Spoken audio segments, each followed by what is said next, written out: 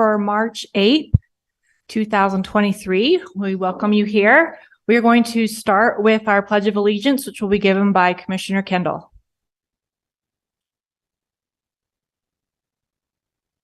Pledge of Allegiance.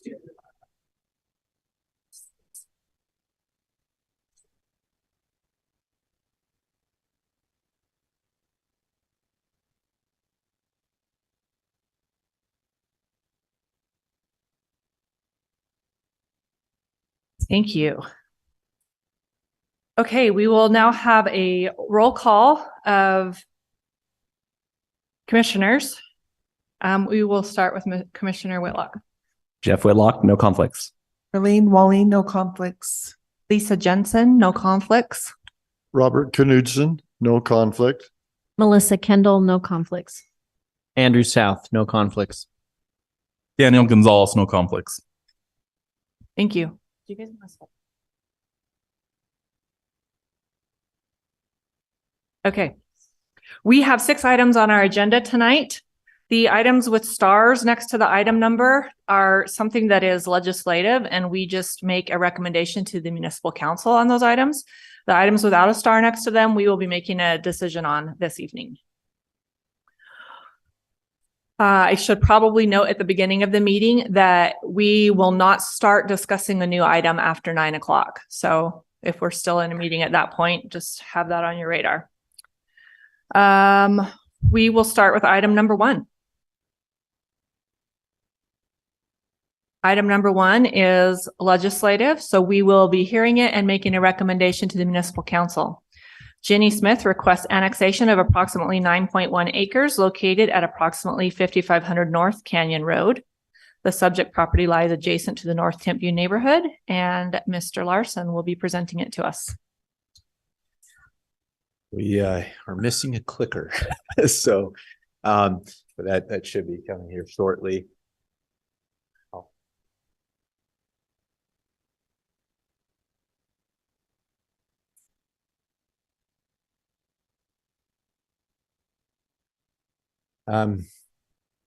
Sandy, do you have to touch or do anything on your end to make it so it will, because it's not advancing? So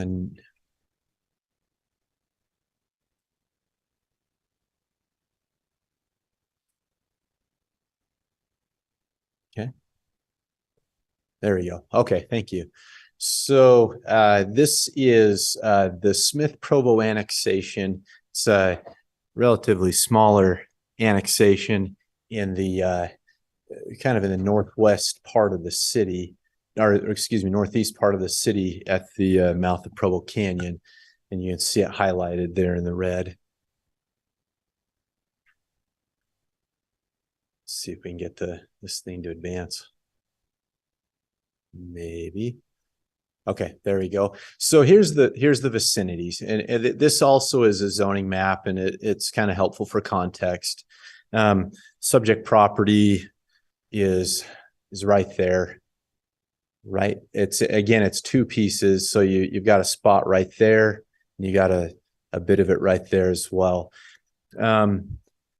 So all of this uncolored area through here is unincorporated Utah County.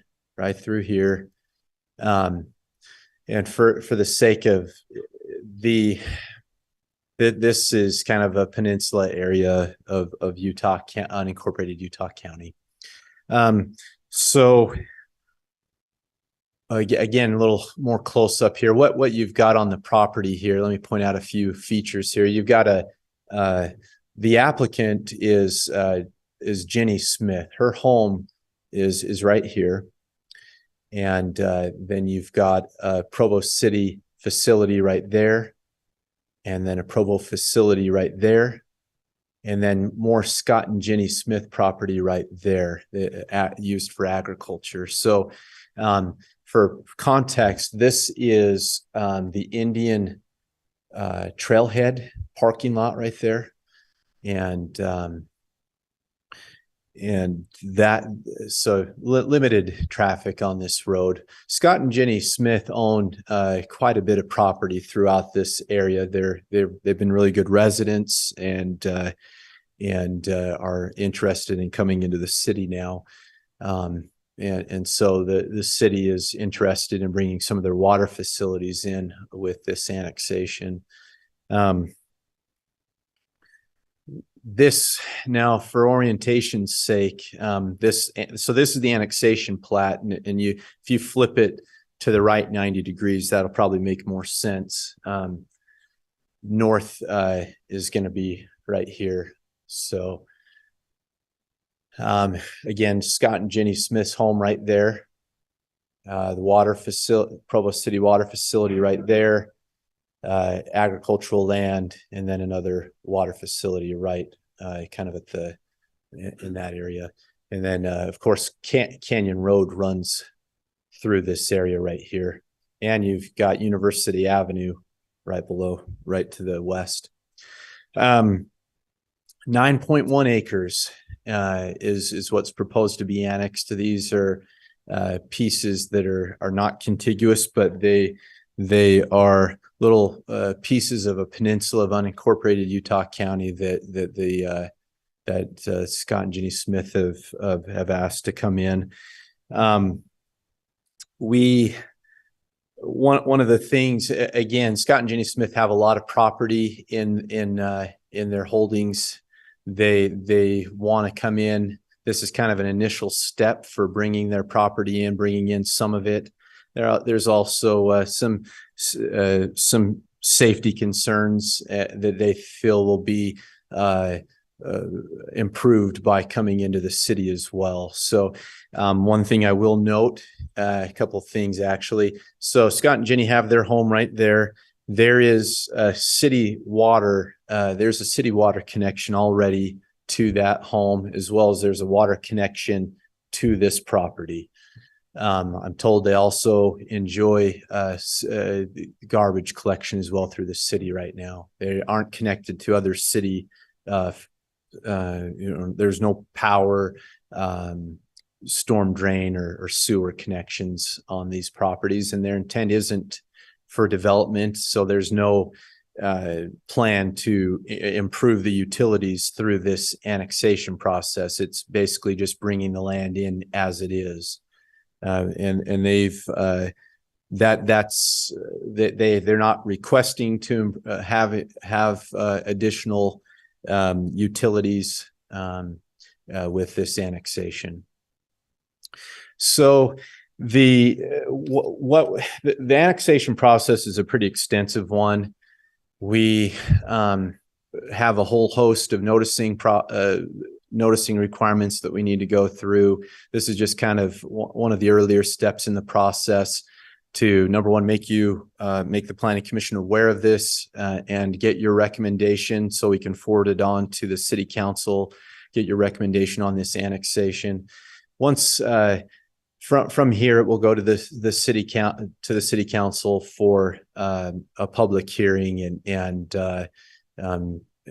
again, we'll go through a very extensive noticing process, public hearing, and then a final decision by the City Council. But staff's in favor of this proposed annexation. We see it as it's a fairly small annexation. It's on the periphery of the city. Again, the city's benefiting from this annexation by bringing in some of its facilities, and so staff's very supportive of this annexation. And I'm here if you have any questions. Any questions for Mr. Larson? Mr. Knutson? How does the city benefit from the annexation? Because they'll bring in their water facilities both on that piece and on that piece there. So they have more control, jurisdictional control over their own facilities. So Does the annexation over time mean that the sewer, water, power will have to be extended to those facilities? Will not be it's not proposed to be a requirement of this annexation. It's just proposed to come in, and it's not my understanding that there will be any there won't be a future requirement for that to happen. It's not a condition. It's not proposed to be a condition of approval. Who would bear the costs of those if there were infrastructure improvements like water and sewer, roads? Perhaps Paul, I don't know if David Day's here, but it's my understanding that that eventually would let me say it this way. I have no understanding that it will be the applicant's responsibility in the future. Utility and infrastructure improvements get made with land development. So if someday they ask to develop this property, at that point, utilities and roads would have to be put in or improved. But we're just with an annexation, utilities, road improvements, those aren't done as part of an annexation. That's done with land development. It is not the intention of this property owner to do any more than what's been on the property for many, many, many years. One home and some farmland. So that solves the Public Works staff report concern then, right? Because the Public Works staff recommendation says that they have concerns over sewer, water, and storm drain services systems not being available throughout the annexation area. But you're saying it doesn't matter because it's not being developed. Yes, if Mr. Day, if I state anything incorrectly, please correct me.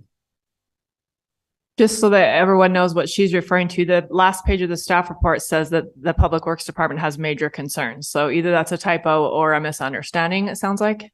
So yeah, David Day with Public Works.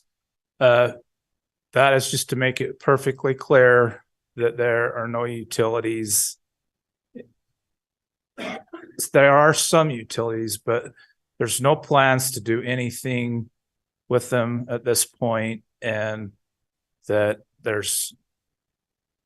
should be no expectation that there'll be anything done with them with the annexation. So Does that answer your question, Ms. Kendall?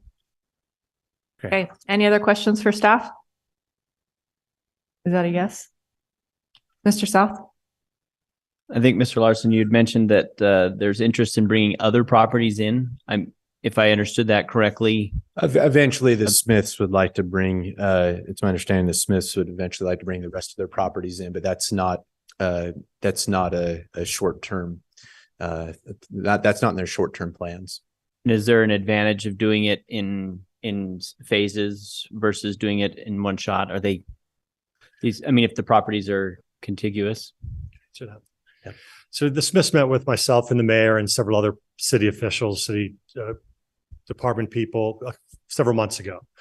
And a lot of issues surrounding the Smiths property, some problems they're having with the other property owners and trespass and some things like that were going on. They've been debating annexation for many years. I've had many discussions with them over the years about it. I was the one who threw out the suggestion, let's at least take a small step forward and annex this kind of lowest hanging fruit so you can see how it all works. You can see how the city's going to treat you. We have to work out an agricultural protection program for their property.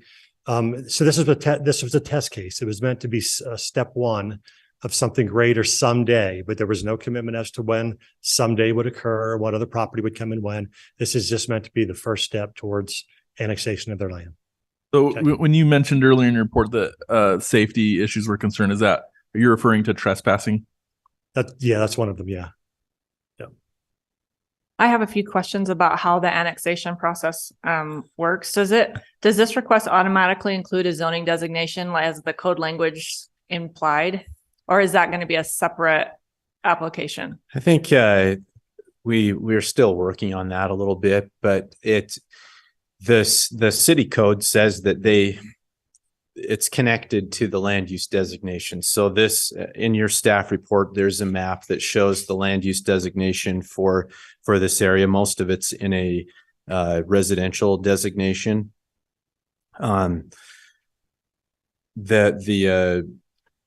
This piece right here has an agricultural designation right there, as well as a little bit of that. So I should point out, so you've got the Smiths, Utah County, or Utah County actually owns a little tiny piece of road right there. So they're actually involved in it a little bit. And then Provo Canyon Estates actually owns a piece right there as well. And it's part of that Indian Indian road goes right through right there. So so there is an additional property owner involved in here, Provo Canyon Estates. They're not an applicant to this proposal. So as far as the land use designation, what I was getting at there is the city code says that when you annex a piece of property, they come in at the lowest intensity use related to that land use designation. So if it's residential, they'll come in at the lowest intensity residential use. For this upper piece, this upper piece, that would come in at the lowest that'd come in at the lowest agricultural intensity zone. Staff, one suggestion we have, rather than having a residential designation on the majority of this property, and that one is to have an A1 1 acre agricultural zone on that, as opposed to the highest density residential zone is the R14, which is, they're both 1 acre zones. I think you meant to say lowest density residential. Yeah, lowest. Yeah, Okay. thank you. So they're comparable zones, but they do have do kind of keep it a little more agricultural. They would retain some additional agricultural privileges in an A11 as opposed to an A1 or an R14. So that's the desire, is for that to happen. Is also this property right here, the least intense agricultural zone is the R. I actually need to back up. It So says OSPR. Is it the open space preservation zone? Is what No. the code says here in the report. It's the desire, honestly, on that property is to have it in the R15 zone, because it is, and let me back up here and show you something. If you can see if I can get this map to work here. So as you can see, all these green zones are agricultural zones. They're all R15. A15? A15. Okay. You've got an A11 there, and I guess A11 there, but on the Canyon Road side, you've got A15. And so I think it would mesh better, rather than to have an A120 or an A140, I think 40 acre zone. Yes. Rather than have an A140 zone, we'd rather see an A15 there. Now there may need to be a zone, an accompanying zone change to facilitate those, but that's what staff thinks would be best for this property. Okay, that was why I was asking the question about whether the zone change happens simultaneous to the annexation request or whether it's separate, because the staff report, the code makes it sound like it's an automatic thing. If it's residential underlying land use designation, it then it comes has to in. be R1. And if Right. it's agriculture underneath, it has to be open space. That's And- right. But the staff report stated that they wanted it to be agricultural. And so I didn't know how that worked. Is that anything we have to consider tonight? No, we'll address that in the future. We'll that's another one of the things that we'll iron out with as we advance this on. If we need to bring a rezone application to you, we will, but that can happen. So it will automatically come in as what the code says it should come in as. And if they want it to be A15, they would have to ask for that to be changed. The code says, you've seen the code, and so it does say that it will come in as the least intense use based on the land use designation. Thank you. Any other questions for staff? All right. Are the Smiths here? Do they have anything they want to present tonight? Okay, we ask that you keep your presentation under 15 minutes. I think that might be easy for you, but I just want to make sure you knew. I'm Ginny Smith. I live at 5440 North Canyon Road.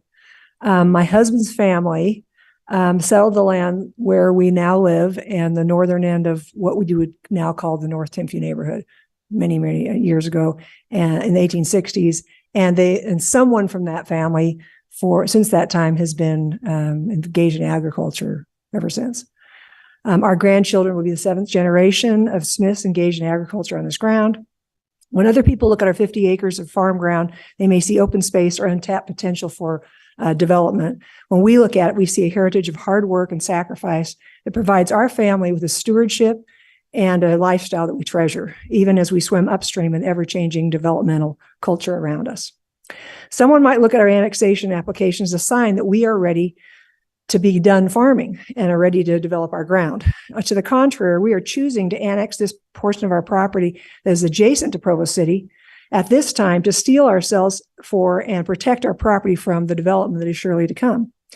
With our property firmly established in an agriculture zone before the land around us is developed, we ensure that we can continue our ag production unimpeded into the foreseeable future. The Provo City General Plan's description of the land use designation states that for agriculture land is, quote, established to provide areas in which agriculture pursuits can be encouraged and supported within the municipality. This designation is intended to protect agriculture uses from encroachment of other development until such time as residential, commercial, or industrial uses in such areas become necessary and desirable, unquote. That last phrase causes us to cringe a little bit. First of all, it implies that all agricultural land is essentially a holding zone for property that will eventually become something else that is more necessary and desirable than growing food for humans and providing a living for farmers. That is disturbing. The phrase necessary and desirable is also concerning. Who decides what is necessary and desirable when it comes to an individual's property? Our application for annexation is a clear statement that we have determined that the traditional agriculture pursuits of our family for generations are necessary and desirable for our family during our lifetime and into the next generation. So we have two reasons to pursue annexation. The first, as we've just expressed, is to protect and sustain our ability to farm into the future by establishing within the municipality of Provo City, this property and farming operation is a designated agriculture zone. That's what we want. That's what we intend to use it for. The second reason has to do with the singularity of the annexation neighborhood of the Indian Road Trailhead Park. This area is a one-of-a-kind intersection between properties that are residential, public open space, public utility facilities, and agriculture. It might be seen as an urban agriculture public lands interface with unique opportunities and challenges to address simultaneously, such as maintaining safe access to and use of public lands, protecting wildlife and preserving its habitat, protecting and maintaining public utility infrastructure, protecting and respecting private property rights, and, according to the general plan, encouraging and supporting agriculture. That's a tall order, especially when this area is overlaid with a patchwork of properties that are under Utah County and Provo City jurisdiction.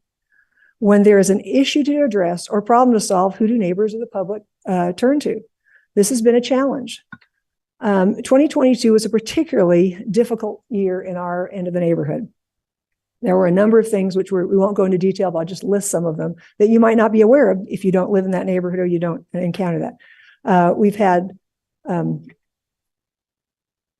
definitely trespassing, but also foot traffic and motorcycle vehicles. We have illegal hunting and trapping on private and Provo City properties, diversion of irrigation water, livestock that has been harassed, let out of their enclosures and killed. We've had house and building intrusions, criminal mischief and property damage, motor vehicle hill climbs. And the majority of the perpetrators of these crimes enter the area at either the road to the Indian Road Trailhead or at Canyon Crest Elementary School campus, which would surprise a lot of people.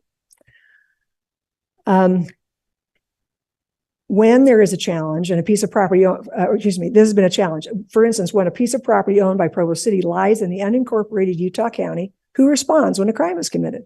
Provo City police officers or Utah County deputies? And that's been a problem over and over again.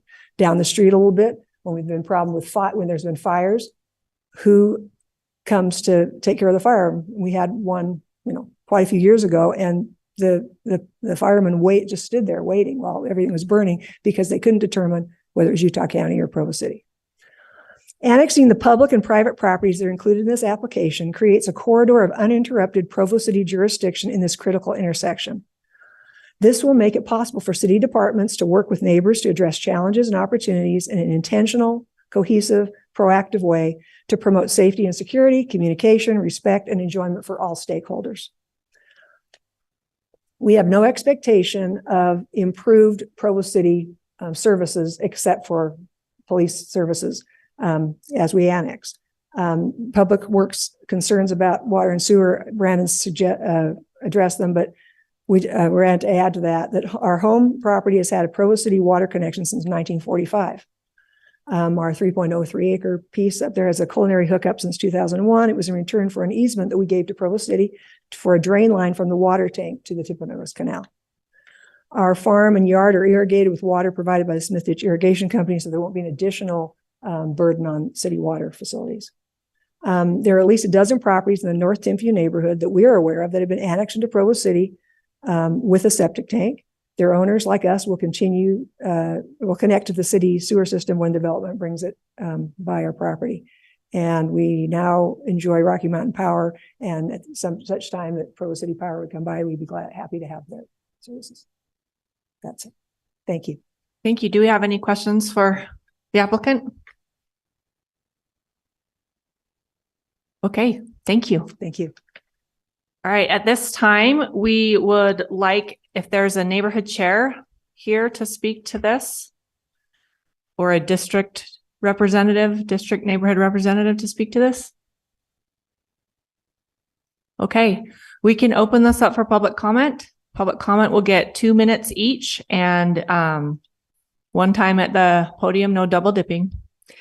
Is there anyone from the public that would like to comment on this item?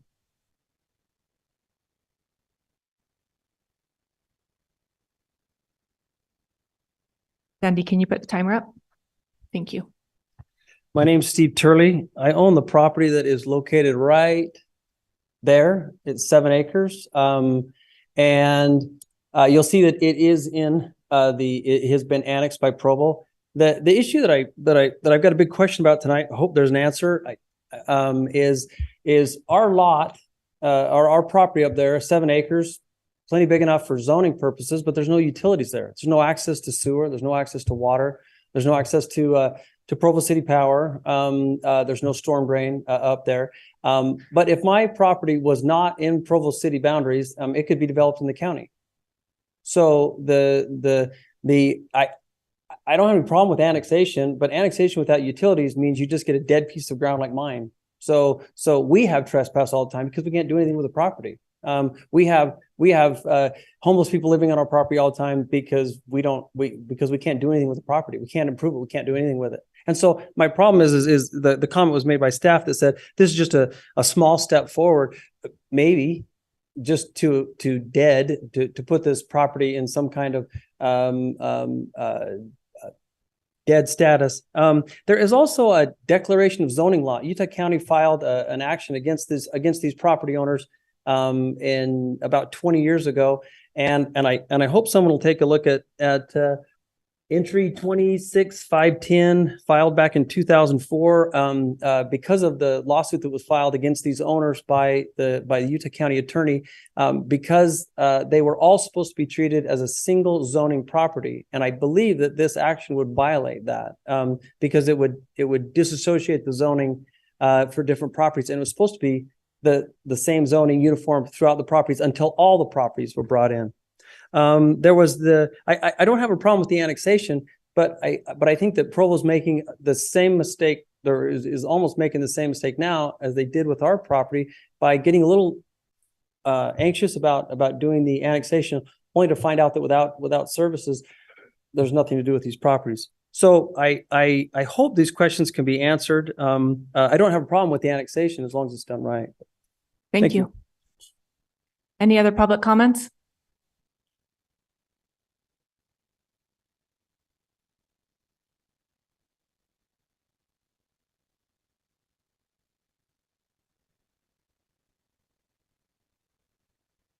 I don't have a copy of the declaration. Tell us your name and Excuse me. where are you Excuse from? me. I'm Ginny Smith's other half, Scott Smith. Thank you. The declaration of zoning lot was in order to get a building permit for the barn that's there right now.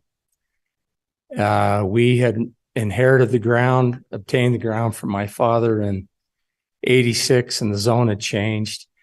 And the verbiage with the, I believe Shawcroft was the county attorney at the time. We obtained the signatures of the other property owners at the time that our property was taken from the original 12 acres. Actually, it was 17. It's where that city water tank is too. And the city water tank was not a 5-acre, what do you call it, subdivision. It was 2.04, I believe, in 1983, March of 83. And they went to the county commission and got an exemption on that rule in 83. And it says till such a time that we can't get a building permit on that until such a time as we annex. I could provide a copy of that declaration of zoning law. In the future, I don't have it with me this very minute. And I'd like to say we're looking forward in many ways to joining the city. We sell fruit.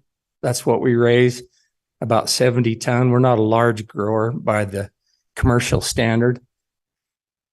And we raise about 70 ton of fruit. And we had a home down the road about a mile from this house on Canyon Road, across from, it's in Bigler State, across from, everyone knows where the preserves are. And we obtained an exemption from Provo City at the time, and we sold fruit at that yard. And we've had a friendly relationship with the city. We have an ongoing relationship, I think, that's a great relationship with Public Works. As Brandon noted, you have the water house on the corner of this annexation on the lower property in the tank. And being a farming community, growing up that way, we try to keep an eye on the city. But if that is a question with that declaration of zoning law, I would be glad to provide you a copy of that. But it allows for that ground to be annexed. Thank you. Any other public comment?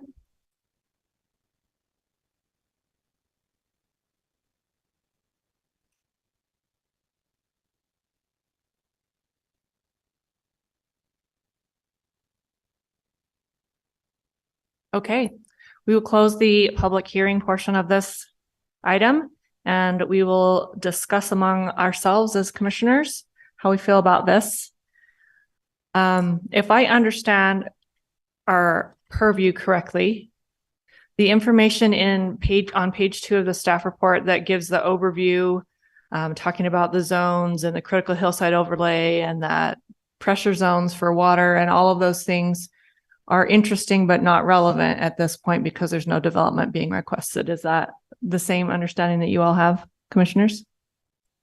Getting a nod from staff as well.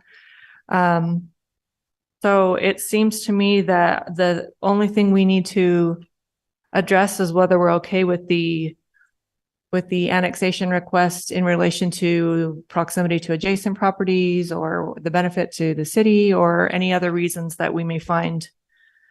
I'm always one of those who doesn't like to do patchwork pieces, but if I'm understanding the maps correctly, it looks like it is adjacent to an annexed property to the north. So it's not just sitting there like an island in the middle, it is adjacent to another property. And am I correct that there is some county property to the south of that area or no? Okay. Commissioners, do we want to discuss any of these bullet points, or does someone want to make a motion if you feel super confident about moving forward? There's one thing I want to bring up. If we could, I don't incorporate by reference of the finding of facts, but also include a finding that it's currently used for agricultural purposes, namely fruit growing, and that the applicant intends to keep that. continues to use it for agricultural operations. Okay. He would like that to be on the findings of whatever we decide. I did have a question that reminded me, do we have any concerns about the comment about the declaration of zoning law? In my mind, that seems like something we could just say, provide that for when it moves on to the city council, and they can review that unless we feel super strongly that needs to be something we see first. Because I don't think it would make it so we couldn't annex the property. It would just determine what could be done with it as far as zone designation, correct? Oh, one statement that Mr. Smith made was absolutely correct. The county declaration of zoning lot goes away upon annexation because the county declaration of zoning lot has to do with county zoning. As soon as the city annexes this, the county zoning loses all validity. So I'm not at all worried about that because it will go away upon annexation. All right. So that sounds like we don't even need to consider it if we were to recommend the annexation to the municipal council, it would not matter at that point. Any comments, questions, concerns, motions? And all at the same time.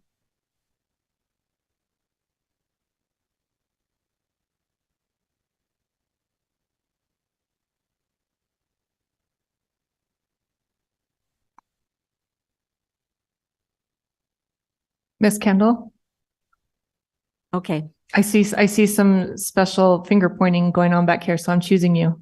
I'll make a motion that we recommend approval to the municipal council of the proposed Smith Provo annexation of approximately 9.1 acres located at approximately 5500 North Canyon Road.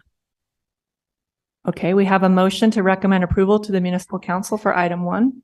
Would that include a finding as per Mr. Gonzalez, Commissioner? Thank you. So we would add With the finding that it is an agricultural zone and being used for fruit. and intends to be kept that way. Intends to be kept that way. I like that. Okay. Do we have a second? I second.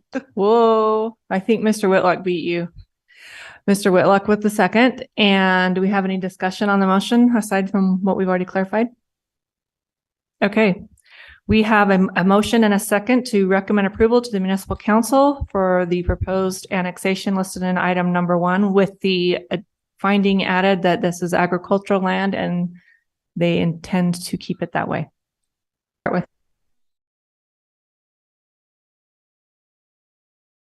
with Aye. Aye. Okay, we have 7 votes in favor of forwarding a positive recommendation to the municipal council for item number 1.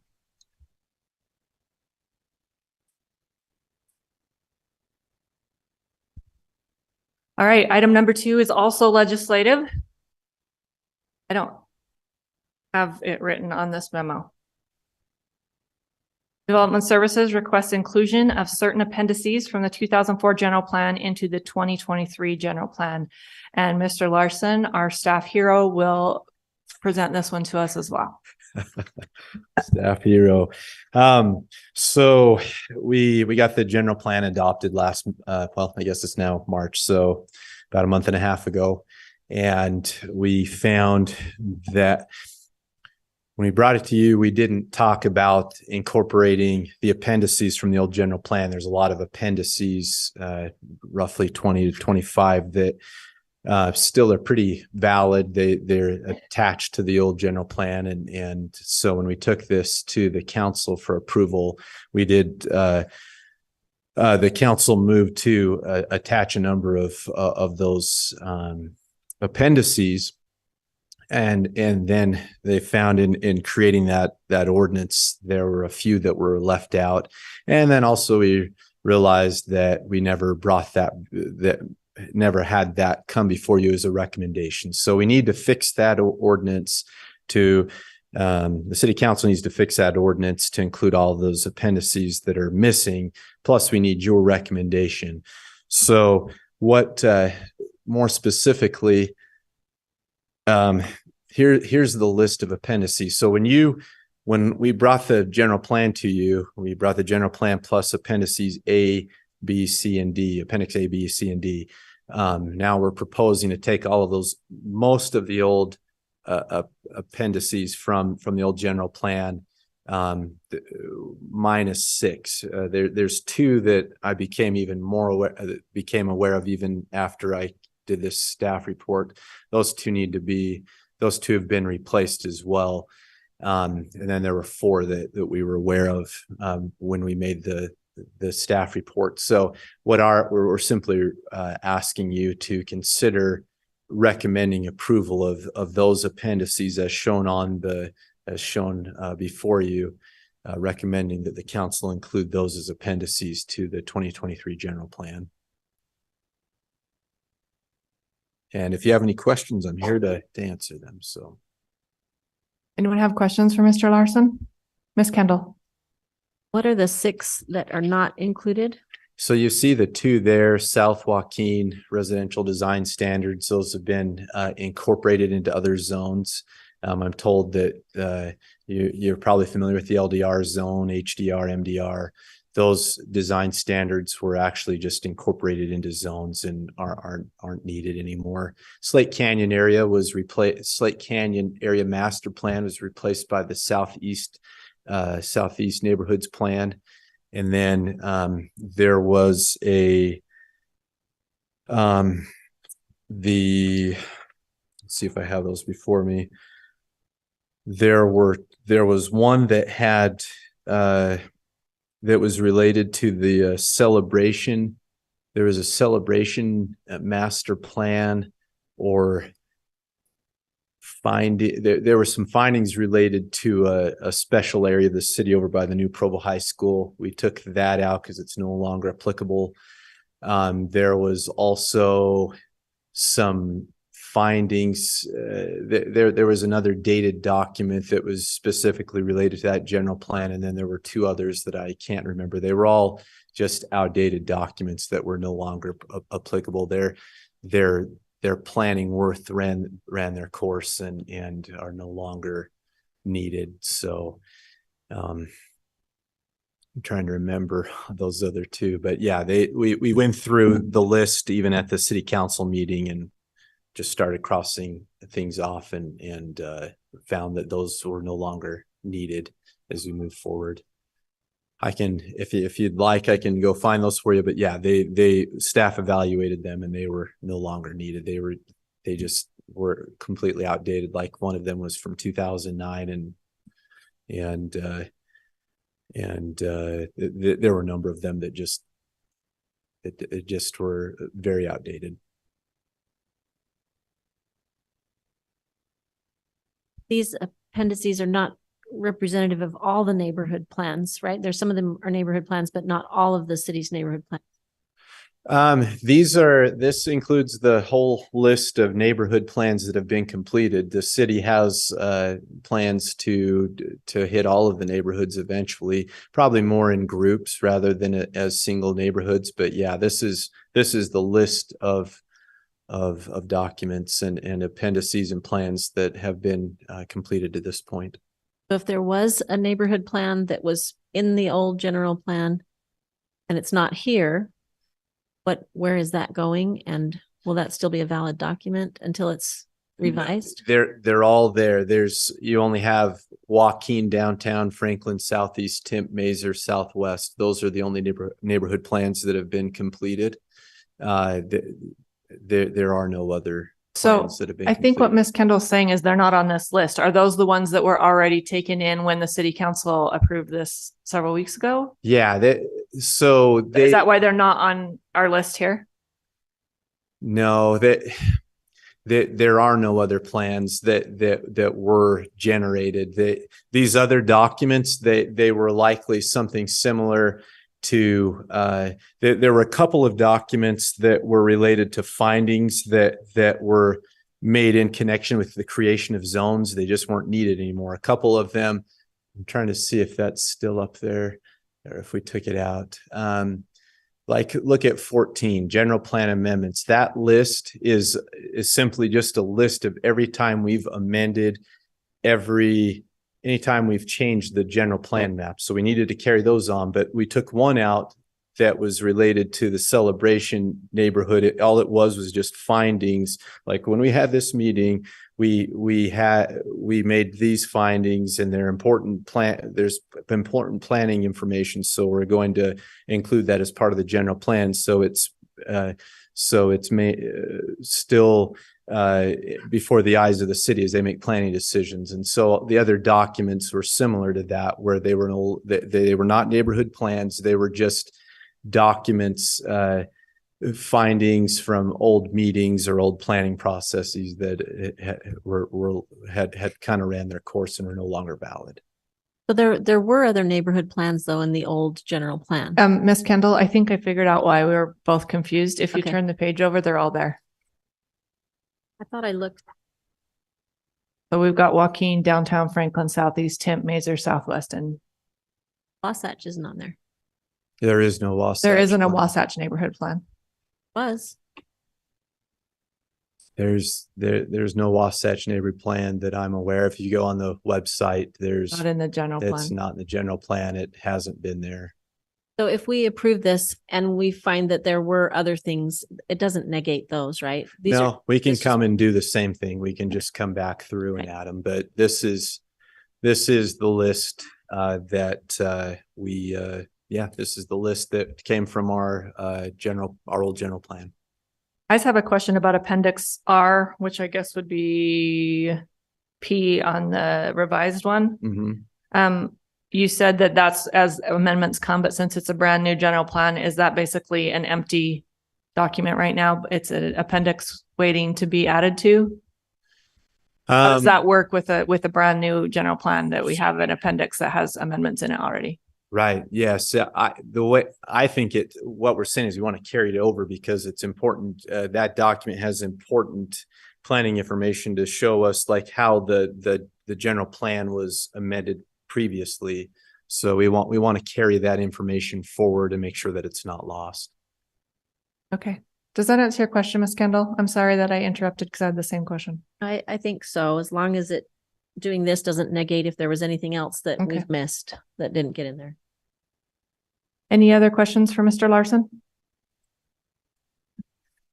Okay, thank you. Thank you. Since this is citywide, there's not a neighborhood specifically assigned to oversee this. So is there anyone here in the public that would like to speak to item number 2?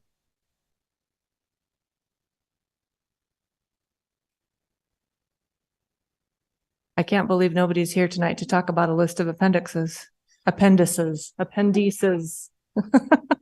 Okay, we will close our public comment portion, and commissioners, we get to discuss how we feel about this.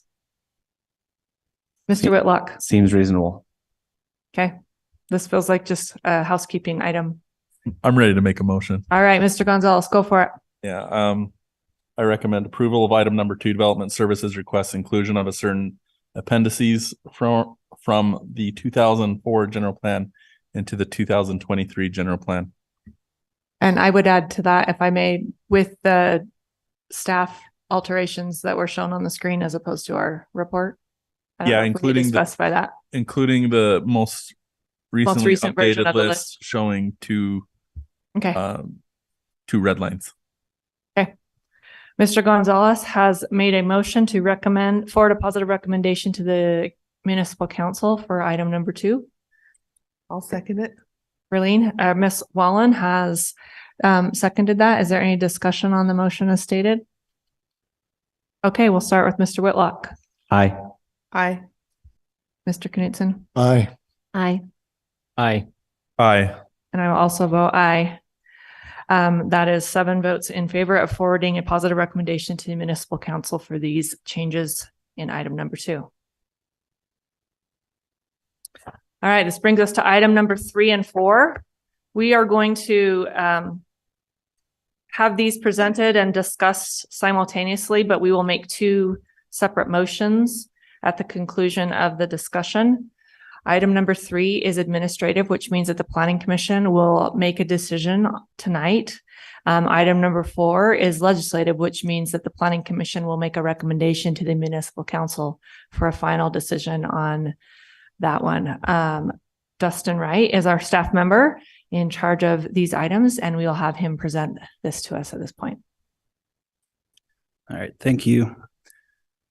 So the concept plan that the applicant has shown, let's see, let's jump back one slide. There we go. So here's the property. Just highlighted in red is the area that we're going to look at tonight for the rezone portion, item number 4. But to give you context of what the overall site was when this was approved was at the top there on the north side is what we call phase 1 of the assisted living facility. To the south of that is that vacant parcel, which is to be phase 2 of the assisted living facility. And then as you go south from there, there's townhomes that were part of the original development. There's 29 townhomes. And then on the south end of those, there's 5 single family homes. So this overall area was what originally was approved for this development, and phase 2, that vacant parcel in the middle, is what we're going to be looking at here on the next slide. In the next slide, we're going to rotate the orientation to the counterclockwise. So north will be on the left here. Let's see. There we go. So north is on the left, and University Avenue is at the bottom of the screen there. In the center here is where phase 2 of the assisted living facility is being proposed by the applicant. Phase 2 consists of 130 assisted living units, and the parking for the new units will be provided underneath the structure. So if you see over here on the far side of the screen there on the right hand side, let's jump back, sorry. There we go. So the parking lot right here this is a view of what would be parking underneath the structure here on the left. And so now we'll go to the next. All right. Okay, there we go. So this is the landscaping concept plan that they had proposed for this development around the site. And they're planning to match in with what currently is on the phase 1 portion. Here are the floor plans showing the 130 proposed assisted living units. When this originally was submitted, they were looking at doing independent living.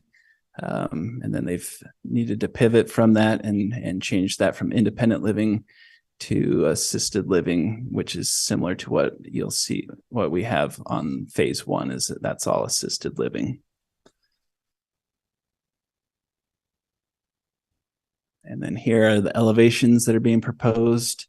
The goal from the applicant was to be able to match with phase 1 and blend the architecture, design, and materials with what was developed in phase 1. You'll note that in phase 2, an added story is being proposed, and that's why the height from the zone, the MDR zone that they're proposing is being requested, is so that they can get that added height that's not allowed in the current LDR zone. This height increase is something that's caused a lot of concern with the neighbors adjacent and around the property. So, and then here's a rendering. Sorry, this thing jumps too many slides. Here we go. Here's a rendering of what the project would look like once it's developed. Now I want to talk a little bit about the zoning portion from item 4. Like I mentioned, they're requesting that it's rezoned to an MDR, a medium density residential zone. And this portion highlighted in red is the portion that's being proposed. So not the full site that was from the original, but just phase 1, phase 2 of the assisted living. So you can see here where the current zoning map shows that property is as low density residential. That's the portion that's being proposed to MDR.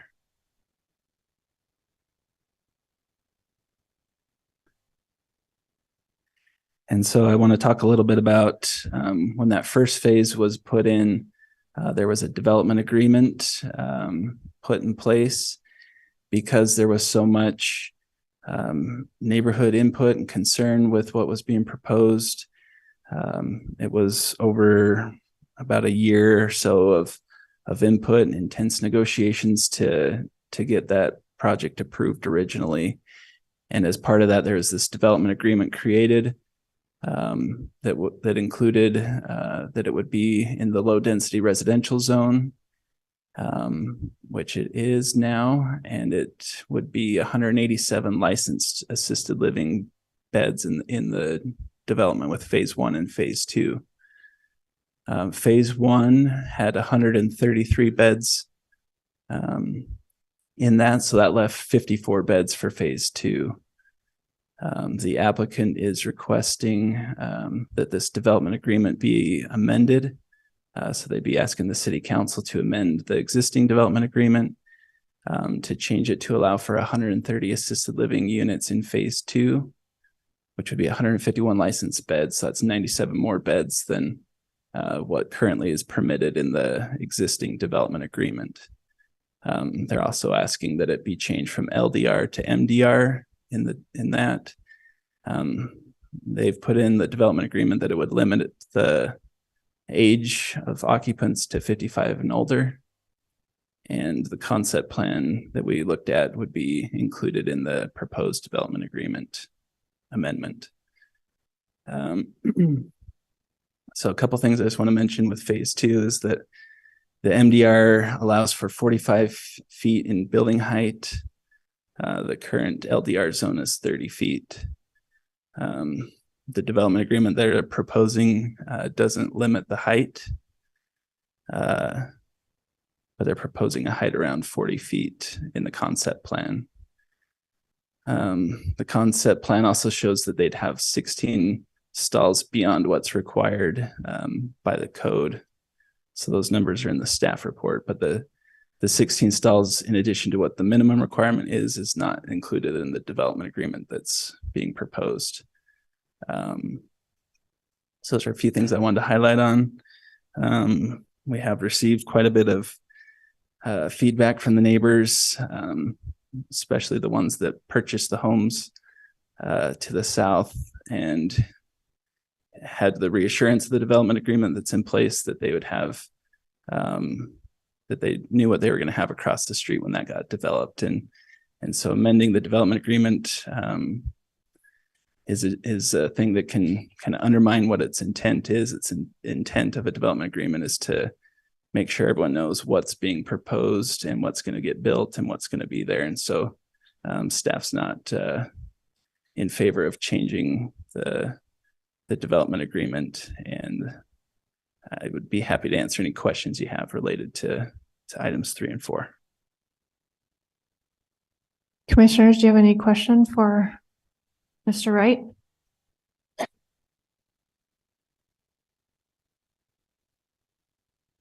Mr. Gonzalez, do you have a question? No. Okay, you had your question face, so I was just reading it wrong.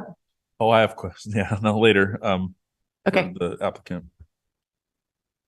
Okay, I was wondering, Mr. Wright, if you could enlighten us on what the reason was, if you know, why the number was capped at 187. Why was that a magic number?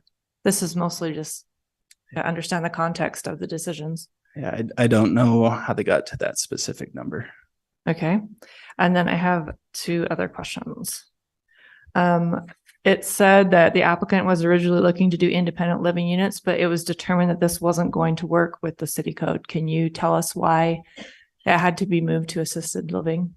Yeah, so with independent living, our code actually doesn't allow for this type of development with that many units in independent living. It's more, our code actually calls it elderly housing and limits it to around 8.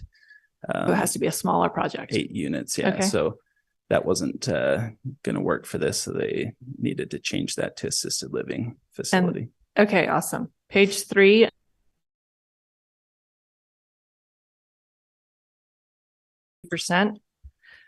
What is the LDR lot coverage limit. Am I missing that statistic in here somewhere? I didn't include that. I don't know off the top of my head on the Okay. LDR zone. I'm just wondering if this project meets that or if that's also part of the MDR request. I recall that we looked at that lot coverage for a reason as part of the reason that they were looking to do the MDR. So my guess would be that that's because of that. But yeah, I don't recall the number of what the LDR allowed. Then my last question, I know I said 2 and this is actually 3, but are different residential uses allowed in the MDR zone that would be a problem if the owners wanted to change the units from assisted living to something else in the future? The MDR zone does allow other residential types. However, with the development agreement that they're proffering, they're limiting themselves to assisted living only. So the only way they'd be able to change that would be to amend that development agreement. So they're still proffering a development agreement, but they want to have it replace the other one or? Yeah, Okay. they want to amend the current one, and they would limit themselves to assisted living units, those age requirements. Okay. Those things I mentioned. Thank you. I have a question. Does staff support change if they're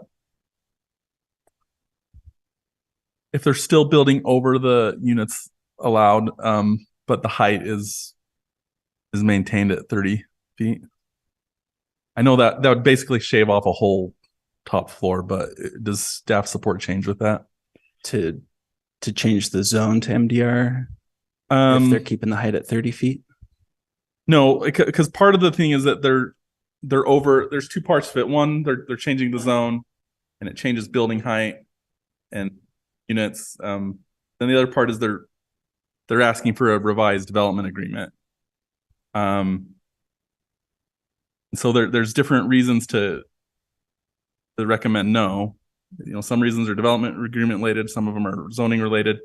But if a proposal was submitted where they're still going over the units allowed, but a building height is restricted, does that change support? I think we'd want to maybe look at what that would be. I know the height's one of the biggest things I've heard from neighbors that anticipated development across the street to be capped at the 30-foot height limit that the LDR zone has. I think I've heard them express that if they were able to develop within the LDR parameters that they're comfortable with that. And I think staff would support that because that's what they've seen when they purchased the property, that the height would be a certain height and those things. So, you bring the height down, that's going to bring down the number of beds and everything. And, I'm not sure how that works for the developer side. But I think that would be something we could support better if the height was not being increased. Thank you. Commissioners, any other questions for Mr. Wright? Okay. I just realized that I never read in the textual language of items 3 and 4. So I'm going to read those in and then Mr. Smith will have the opportunity to present this to us. Item number 3 is Cole Smith requests concept plan approval for phase 2 of the Legacy Village Retirement Home, adding 130 additional units in a proposed MDR, which means medium density residential zone, located at 4093 North 100 East in the River Bottoms neighborhood. And then item number 4 is Cole Smith requests a zone map amendment from the LDR, which is low density residential zone, to the MDR, medium density residential zone, in order to build phase 2 of the Legacy Village Retirement Home located at 4093 North 100 East in the River Bottoms neighborhood. So as we have Mr. Smith come forward, we would like you to keep your presentation to 15 minutes or less. And then if there's anything you need to address after comment, we'll have you come back up and address that. Thank you. Well, first off, thank you, commissioners, for the time. Sounds like we've got a bit of an uphill battle here. So let me just try to plead our case a little bit. So my name is Cole Smith. I work for Western States Lodging and Management. We are a Utah-based owner and operator of senior living communities. By senior living, I mean independent living, assisted living, and memory care. We have been operating these communities since 1996. And in fact, we still own and operate our very first community that we built in South Jordan. Today, we operate 19 of these communities throughout the Western United States. Our goal historically, and it still stands today, is to build the best-in-class communities for the elderly and operate them for the long run. We are not build and flip developers. Since 2015, we have operated Legacy Village of Provo, which consists of, as we've heard today, assisted living and memory care as it stands. Not only have we provided critical housing, but we've also provided critical services such as dining, transportation, housekeeping, recreation, social events and activities, and assistance with daily living. Legacy Village of Provo has been a standout community within the city, and we are well maintained. We have beautiful grounds, and we provide best-in-class services. Legacy is a great neighbor and has proven to be a critical institution within this city. We currently employ about 140 with stable employment opportunity, and we'll add about 35 to 40 more to our payroll when we build out phase 2. Ever since the initial plans for Legacy Village were made, there have been plans to expand and build a phase 2 on the vacant lot to the south of the existing building. And a lot has changed since that time. And we'll go over some of those changes. There's no secret that the age of our population is changing dramatically as the baby boomer generation enters their advanced years. Our plans for expansion is meant to meet the needs of this generation. The Gardner Institute of Policy projects that the 75 plus age cohort in Utah County will swell by about 30% over just the next 5 years. For context, the overall population for Utah County is projected to grow by about 13% over that same time. So just applying some percentages from the Census Reporter website, that 30% growth over the next 5 years in Utah County translates into roughly 600 new 75 plus year olds each year within the Provo-Orem CCD. This rapid change in demographics will require a change in the current housing options available within the city. Our expansion plans will help meet these housing and care needs for our moms, dads, and grandparents who want to stay here in Provo. Not only is the elderly population growing rapidly, their tastes and preferences are quite a bit different than past generations and are even different than just 10 years ago when the master plan for Legacy Village was first approved. And we'll touch more on these differences in taste and preferences in just a second. The expansion plans for Legacy Village of Provo provide additional variety in housing and will help the city meet the demands of this growing age cohort so that these individuals can stay within the city limits and stay close to their families. Otherwise, there's plenty of land outside of the city for these facilities to be built on, but then the convenience of visitors and family will be dramatically reduced. As you'll hear from our architects in just a moment, we have carefully considered the preferences of this generation in our design. We have designed the correct number of units, the correct mix of units, and the correct layout of the building. We realize this plan is not perfectly ideal for our neighbors to the south, but the design and the layout is a formula that works. It's a formula that ensures a viable, vibrant community, able to provide critical housing and services to our seniors. The city needs more senior living, and our expansion plans are the right location, the right design, and the right owner operator. I'll now turn the time over to our architect, Ryan Griffiths.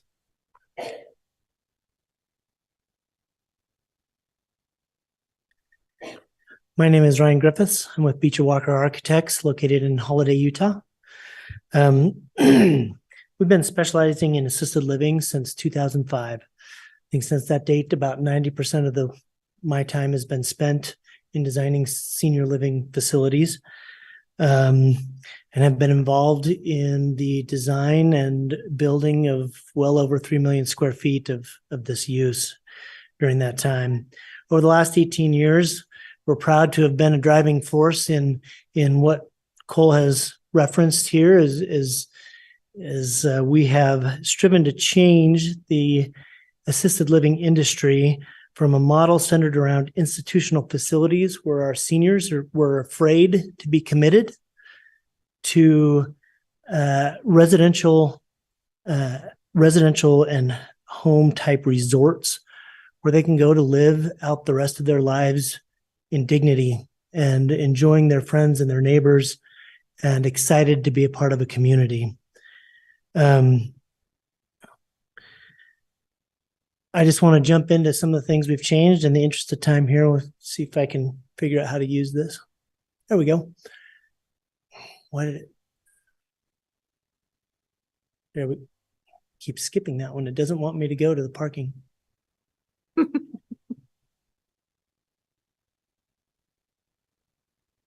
Okay, stay there. Okay.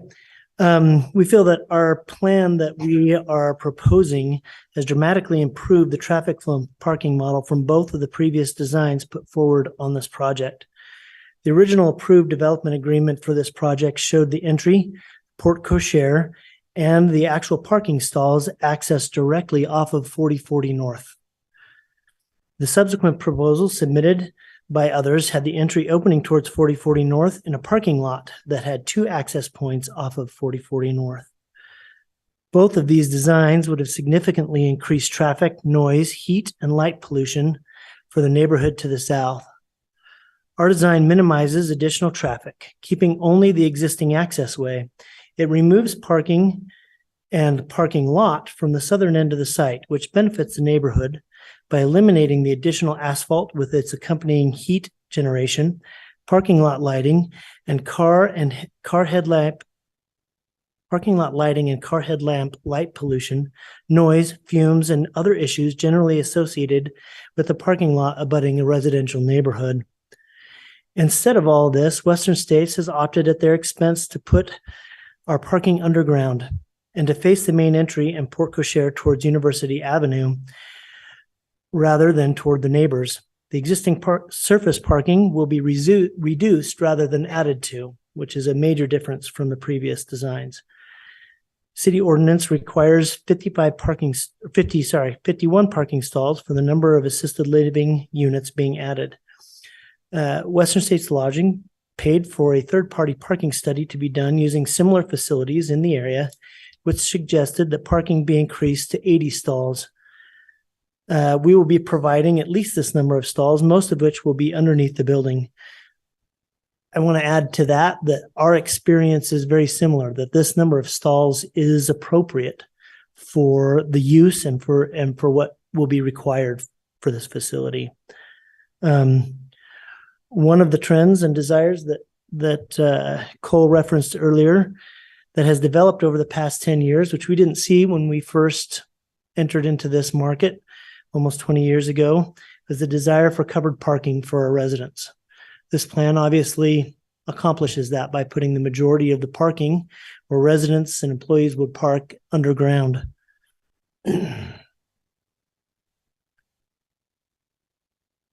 Yes, it worked.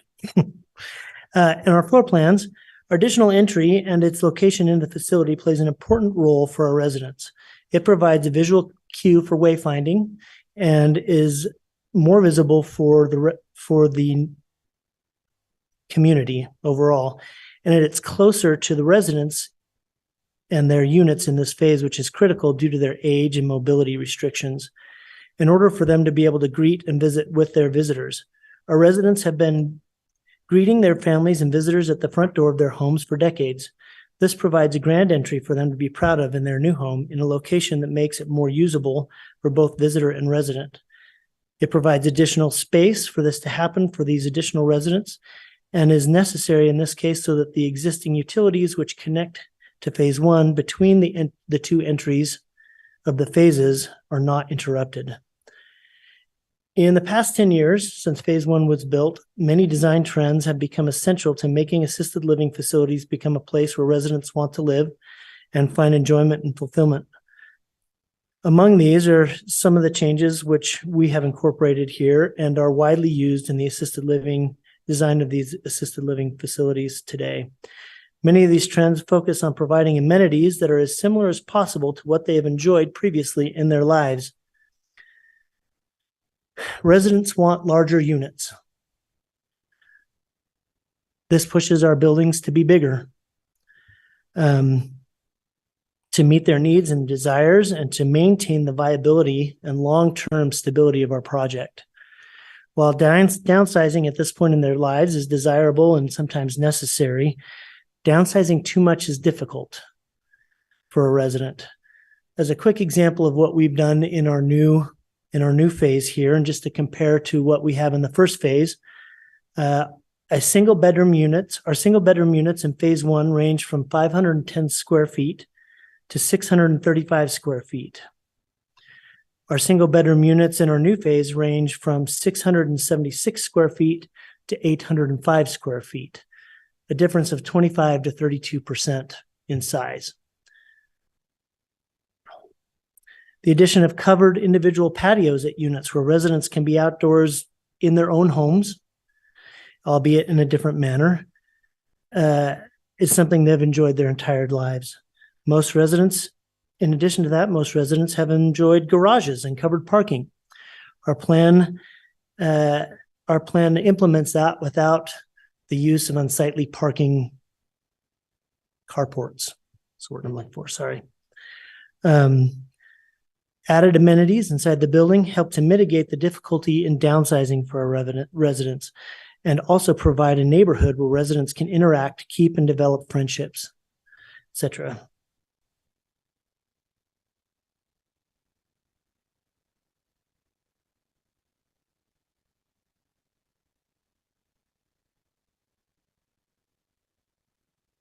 Says it's moving, but it's not. There we go. Okay.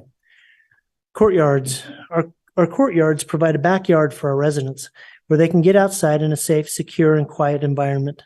Landscaping becomes far more usable for residents, encourages activities and interaction with the outdoors. Western States Lodging has been on the leading edge of this trend in the industry and prides itself on this feature for their residents. As you can see by some of these images, these are images of their own facilities where we've created these outdoor spaces. We believe strongly that landscaping should be usable for our residents, and is a big portion of why we push our footprints towards the outside of the building, is so that these residents can feel safe and secure and have the use of the landscaping on our property. Another design trend that has occurred both in single-family residential homes, I'm sure in many of our homes, and in assisted living, is a taller ceiling. The days of 8-foot ceilings are past, which pushes our ceiling heights and our overall building heights a little bit. It provides a familiar feeling in their units and a grander entry to their home in the overall facility.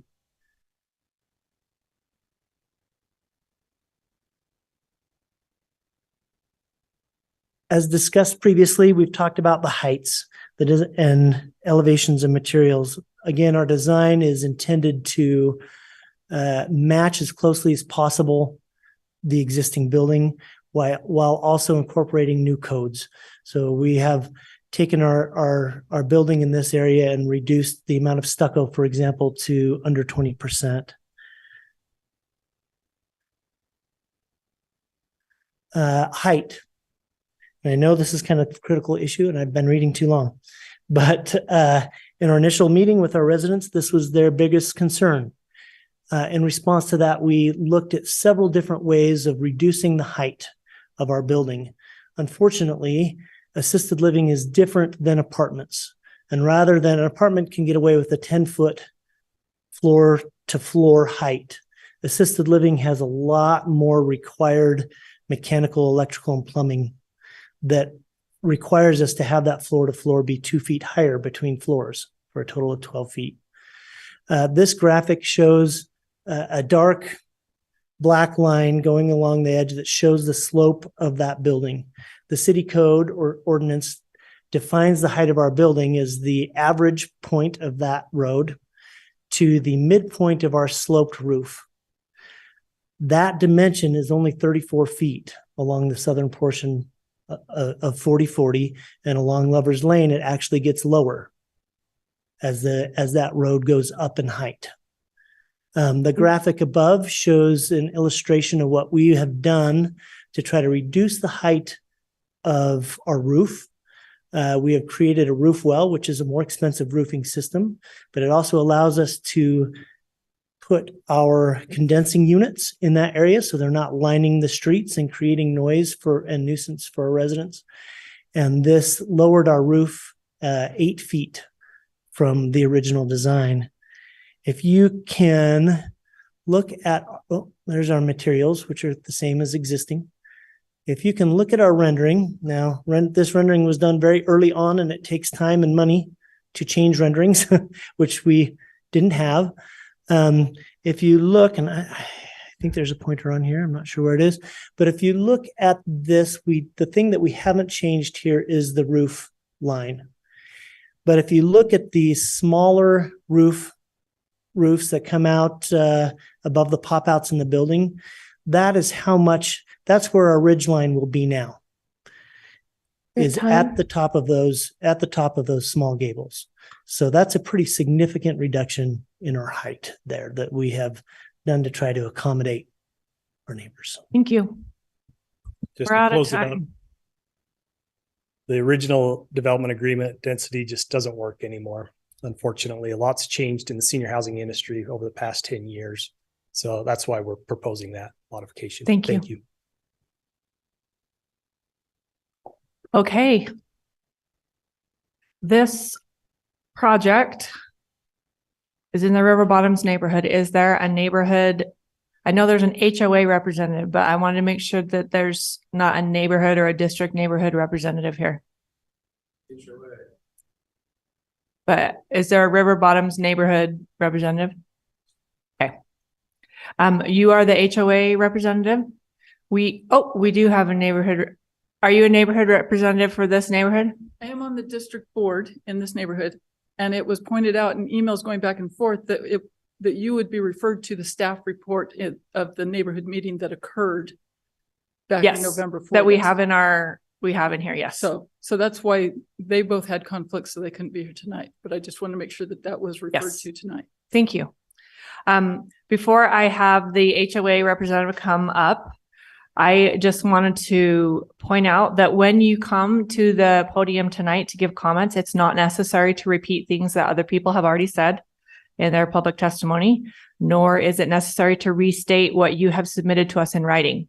And to make sure that you know that who we have heard from in writing, we've received written input from Richard Bowler on March 2nd, from David Rosen on March 3rd, from David Sewell on March 6th, from Tom and Linda Lowe on today, from Richard and Sue Hammond on March 6th, from Richard Bowler on March 6th, from Athena Bowler on March 6th, and then Ken and Sandy Bourne today. So if you were on that list, you know that we received your comments and have read them and reviewed them. We will give the HOA chair, since there's not a neighborhood chair. Oh, I should say, excuse me, we also have a breakdown of all the neighborhood meeting responses that were submitted to us. So if you gave comments at that meeting, we have seen them in text format and understand what your concerns are as well. We will give the HOA chair or representative 3 minutes to represent the neighborhood, and then each person that comes forward will be given 1 turn at the podium and 2 minutes each. Chairman Jensen, I just want to make a note. It seems like there were some comments, public comments that at the time independent living facility was discussed, and it seems like that's been revised to an assisted living facility. And in the neighborhood meeting, you mean? Right. At least some of the letters make reference to that. Okay. So I'm particularly interested to hear if public comment is different based on it being assisted living versus independent living, because to me there's a huge difference. But go ahead. Okay. Let me also tell you that if after you've spoken, if we have a question as commissioners that we need you to answer, we'll have you come back up. So please don't interrupt each other or shout out or make corrections or anything. Be considerate while others are speaking, whether you agree with them or not. Okay. Good evening. My name is Gordon Robinson. I live at 4012 North, 60 East in Provo, and I'm the Vice President of the Broadstone Estates HOA. I guess I should be grateful that Heaven's Waiting Room, I'm almost 82 and Heaven's Waiting Room is going to be built right next door, but we still have some very serious concerns about this that we'd like to address. And there's quite a few representatives from our neighborhood tonight that might want to share their comments. First, I'd like to point out the plot map of this area we're talking about. This area right here, 60 East is where I live. That's my house right there. This street is very narrow. It's a cul-de-sac. It comes off 4040 North. It's only 26 feet wide all the way around the whole street. I don't know why it's that's narrow when the city code says it should be 54, and I haven't been able to get an answer from the city engineer yet. Okay. Oops. Can we go back?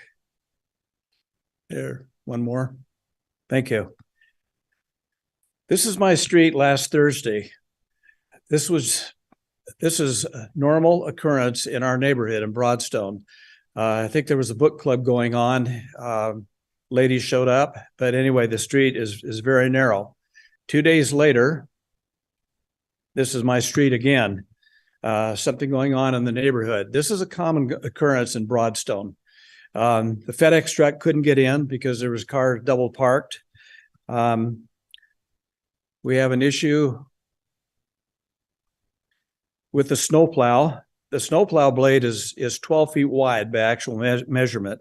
And I talked to the driver and he said if there's cars parked on both sides of the road, there's no way he could get in. Also, a fire truck is 10 feet wide.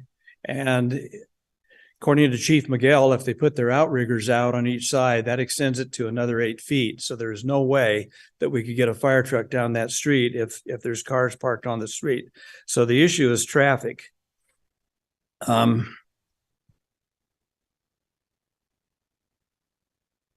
This thing wants to deceive me here.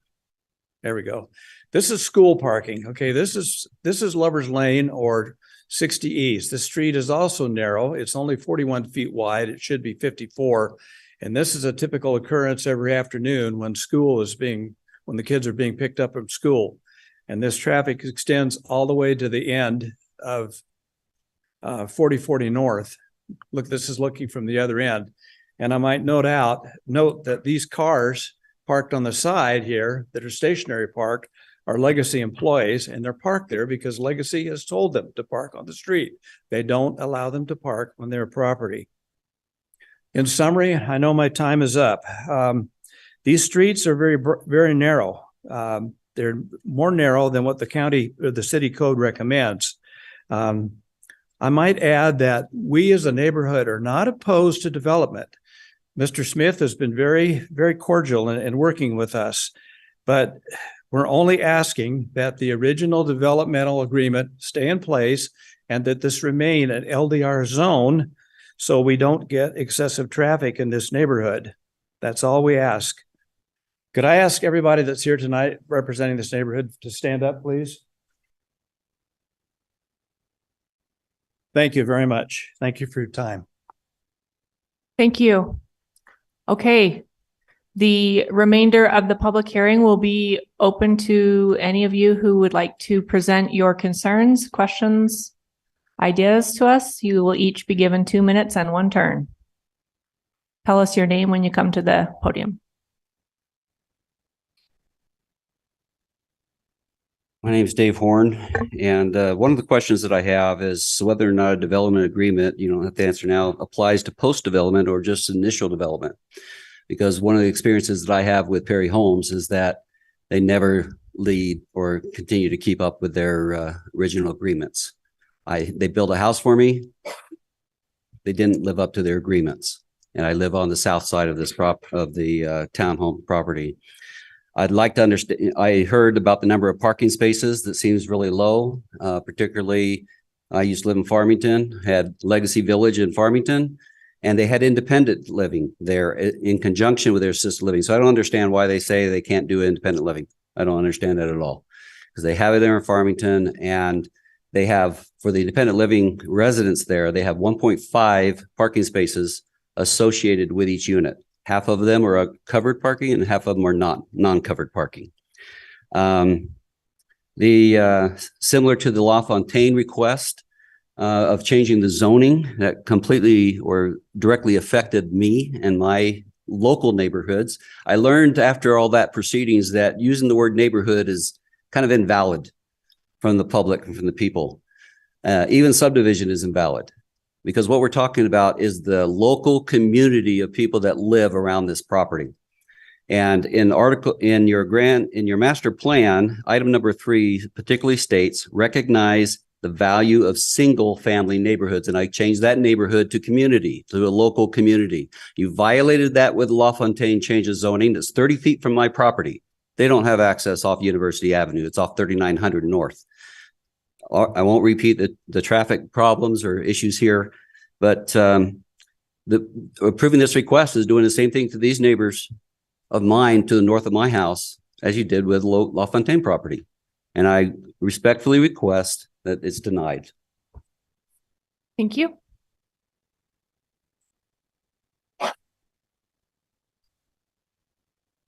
I am James Meldrum. I live on the east side of 100 East Street and look down on the building. And the Legacy folks have been pretty good neighbors.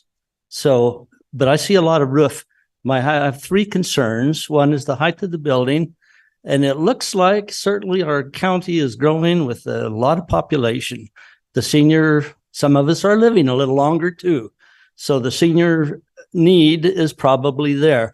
I don't know whether it's enough to recommend a 3rd floor, which will obviously raise the height of the building. But it appears that they've given that some consideration. The second question has to do with parking, has been mentioned. There's always at least half a dozen and sometimes a dozen employee parking primarily on 100 East Street. The school comes and goes. They do park there during the children pickup. That's not a big problem. But I think if we double the size of the building, then there will be more parking on that 100 East Street, as well as some of the neighbors to the south. So I'm glad that there is some consideration of a parking garage underground if necessary. If that is sufficient, I know Provo as a whole has a parking problem.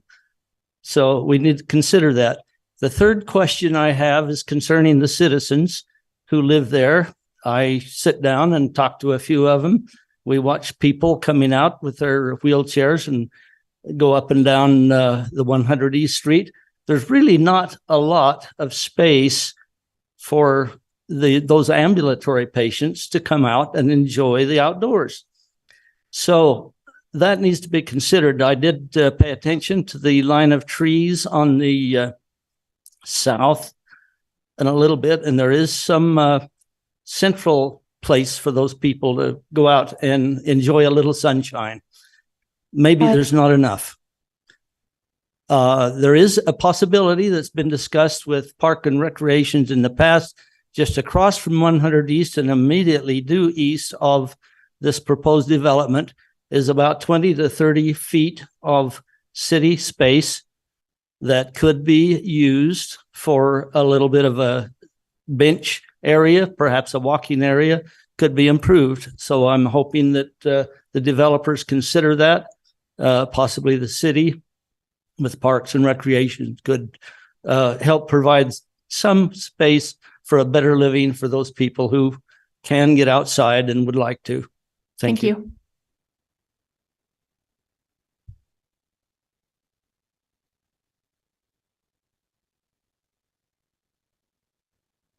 Oh, I did not expect to speak, and I don't like public speaking, so I'm kind of nervous. My name's Leslie Nelson. I've lived in the neighborhood since 1990, and it's been many, many years that we have been advocating for our neighborhood to remain a single-family living space for the neighbors in our area. And we've watched Old Ivy move in. We've watched the Jiffy Lube and all that area, and Old Ivy, it just might as well be a 5-story building. It's so high. We had no idea that that would end up looking like that. We thought we were being so careful with our neighborhood. We had Broadstone built. We really thought those would be twin homes, and a lot of them are tri-homes or triple homes. We are happy with Legacy right now. I have a mother-in-law and a mother that live there. And so we really have great interest in that place staying as lovely as it is and having the nice amenities and obviously more room. It's just so dense. We fought so hard to compromise years and years in the making because we thought we could have single family living and just keeping our zoning that way. But it's been heartbreaking to see all the density. And I recognize that change is inevitable, but it's just so dense to have 3 stories there and to have all that building and all that height. If you went there and actually saw it and saw how it just completely blocks out all the beauty and the view of the mountains and everything, it's heartbreaking.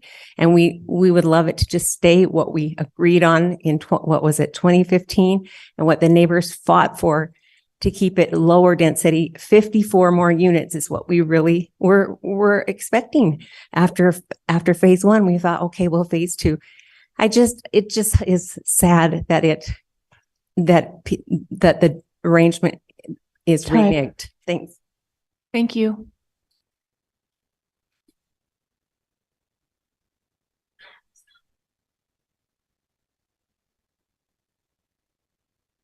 My name is George Nelson. I've lived in the neighborhood since 1990 with my wife, Leslie. We were part of the initial negotiation as neighbors as we came together with the Perry homes and that whole area as that was originally developed. And my whole statement, I know it's been said and I know you don't want to hear again, but when a development agreement is made with neighbors and people build their lives around and what's going to happen based on those kinds of ideas, we feel like it's very important that the city keeps their promises, that the builders keep their promises. And every instance we've had with the city and with builders has been every time they turn around, they want to change the agreement. And we are always being challenged with that. When we came in good faith and said, this is the agreement, we don't really want all this to happen, but we recognize someone else owns this property and we would like to work with them to do that. And so we enter in good faith into an agreement only to have it turned around and changed time after time after time. And we think it's time to stop that. There was an agreement made. People are willing to live with that agreement. And I think the only thing that you're hearing over and over again is why the 3rd story? Why do you need the 3rd story? And you've heard that over and over again. And so those are my final comments. Thank you. Thank you.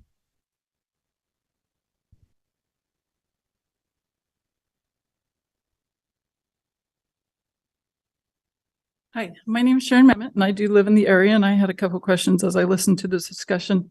I think if I understood Commissioner Gonzalez's comments, I didn't hear a good answer. You're talking about 50 more units, but if they stay with, so let me read, I'm sorry. If they stayed within the 30 feet, if I understood what you were asking, to take off the top story of what's allowed in the current LDR, would something still need to change in the zoning? Because it seems like they would be able to fit more than 50 units under that 30 feet.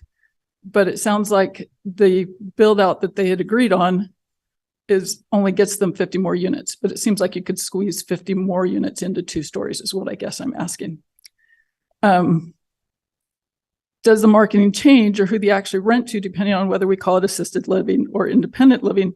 Meaning mostly, will residents not be allowed to bring cars? Because if they will be allowed to bring cars, then even 100 units needs more than 80 parking spaces if one of the spouses still drives or something like that. I know as I visit friends that live there, if there's an event going on, there isn't sufficient parking currently. And, they have Easter or different parties or things. And this will add another 80 visitors, possibly. And as was mentioned, the development agreement, maybe I've lived here too long, but it feels like that agreement was made just yesterday. I know it wasn't, but it's just a few years ago, and it seems a little disingenuous to be making these huge changes to it so soon. Thank you.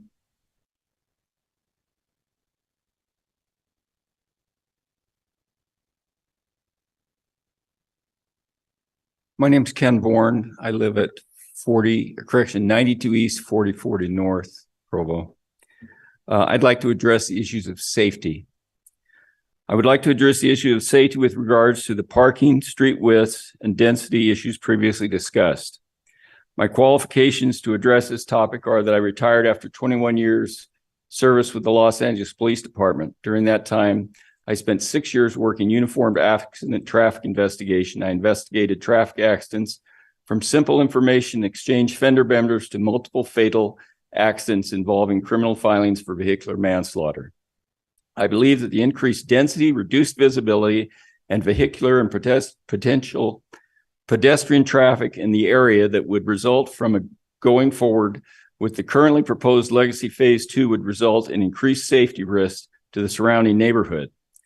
This would be especially true in the area near the Walden School as parents attempt to line up to pick up and drop off children. Another area of potential high risk of contact between pedestrians and vehicles would be at the intersection of 4040 North and 60 East, where the Broadstone Estates community mailbox is located. The increased risk for contact would come from reduced visibility and reaction time from when a driver or pedestrian would first see each other and have time to react. This reduced visibility reaction time would be caused by the likely added number of vehicles parked on the streets with their already narrow roadway widths. Although I am not aware of any incidents of traffic accidents to date in the neighborhood, if the Legacy Village Phase 2 were allowed to proceed as proposed, the resulting changes in traffic conditions would result in a high probability of an accident waiting to happen. I don't think anybody wants to be responsible for some little kid getting plowed down. We all, I'm almost out, but I think a very quick visual look at the Jamestown courtyard. That's 3 stories. It's towering. It's massive. It has a street level distance of parking. It's got a 54-foot street, and its neighbors are the back delivery entrances of commercial businesses. Picture Jamestown sitting where they want to put this, and that's what we get. Thank you. Thank you.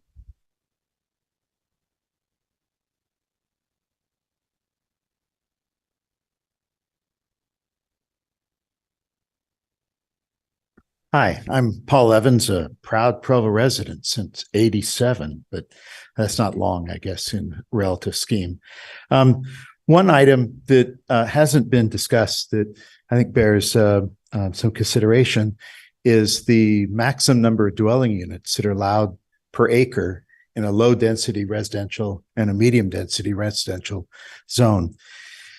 And that hasn't been discussed, but all the calculations show that they all exceed that dwelling unit based on their current proposal. For example, 130 units on the extra 1.65 acre area that they're going to expand to would give you a dwelling unit maximum density of 78.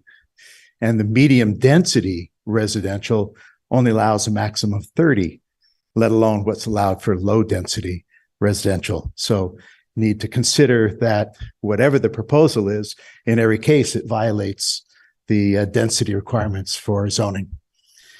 Second, the Provo City Moderate Income Housing Plan that was adopted in November of 2019 actually quotes the Legacy Village medical care and says the plan second phase will include an additional 61 units.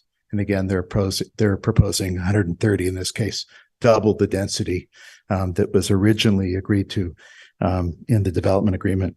And then finally, the developer proffering a development agreement now while negating a previous one seems very wrong. Thank you.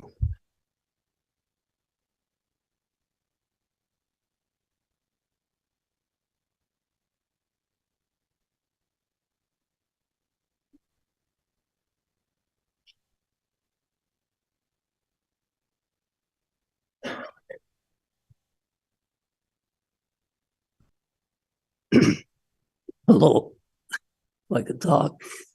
My name is Richard Bowler. I live at 3998 North 60 East. But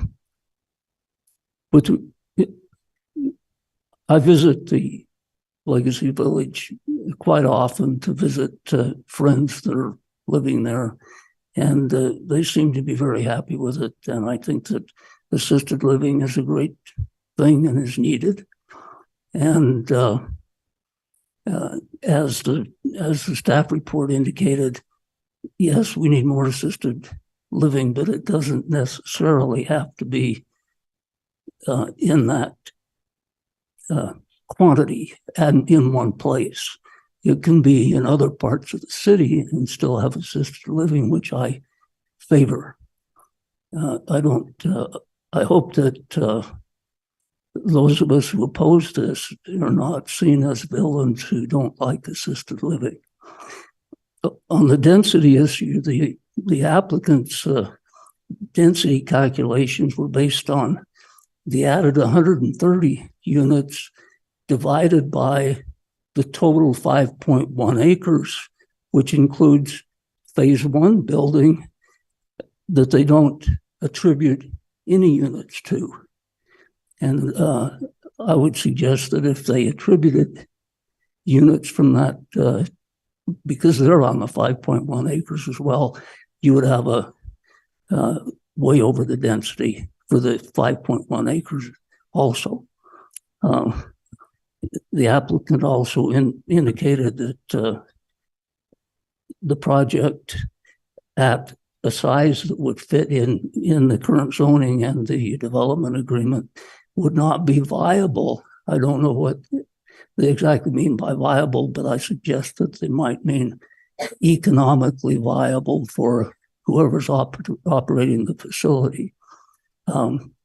They have time. Thank you. Thank you.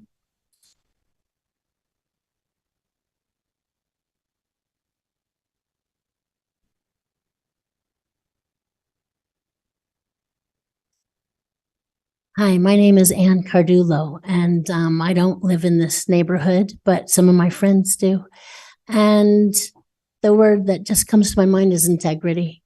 I just know if I had been promised what my neighborhood would look like and it changed, I know I'd be upset and probably regret that I had purchased a home in that area when you just can't move away easily.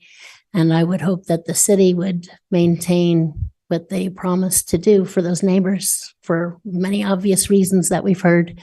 I took care of my mother for 4.5 years, and my wish would be that we didn't need more care. My mom just passed away last year, so I'm a little tender about it. But yeah, people are getting older and people aren't taking care of their elderly, which is, I think, very sad. But, Jamestown is growing. I guess people who don't take care of their own can go elsewhere. But yeah, I'd be opposed to this. Thank you.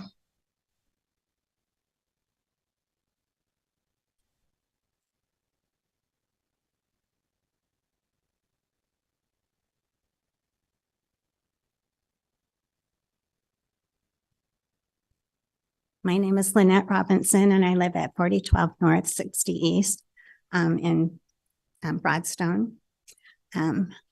And I've observed that the roads are too narrow. And we live on a cul-de-sac, and we share the 4040 North Road with the new project. There is only one entry to our cul-de-sac there.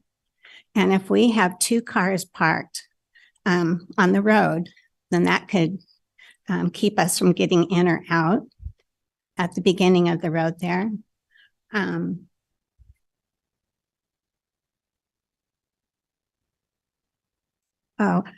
We know that they're putting in parking, but if you look at how many parking spaces are they're allowing for in the new portion, it's only 1/2 of a parking space per apartment. And that's inside. Employees are not allowed to park on their property, so they have to park on the street. We already are full of cars on the street. And if our road gets blocked, we block 21 houses from getting out that one street if we have cars that are parked on both sides. So I just don't think it's safe for them to do the structure as they've listed it. Thank you. Any other public comment?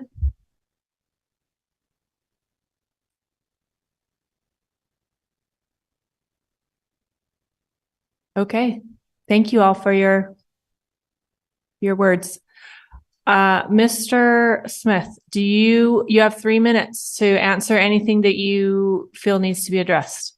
Awesome. Thank you so much, and appreciate everybody's comments. It's a good process we go through. Let me just clarify a couple of comments that were made here and to help out. There is no independent living in Farmington. That's not I'll just politely correct that statement. That's all assisted living and memory care.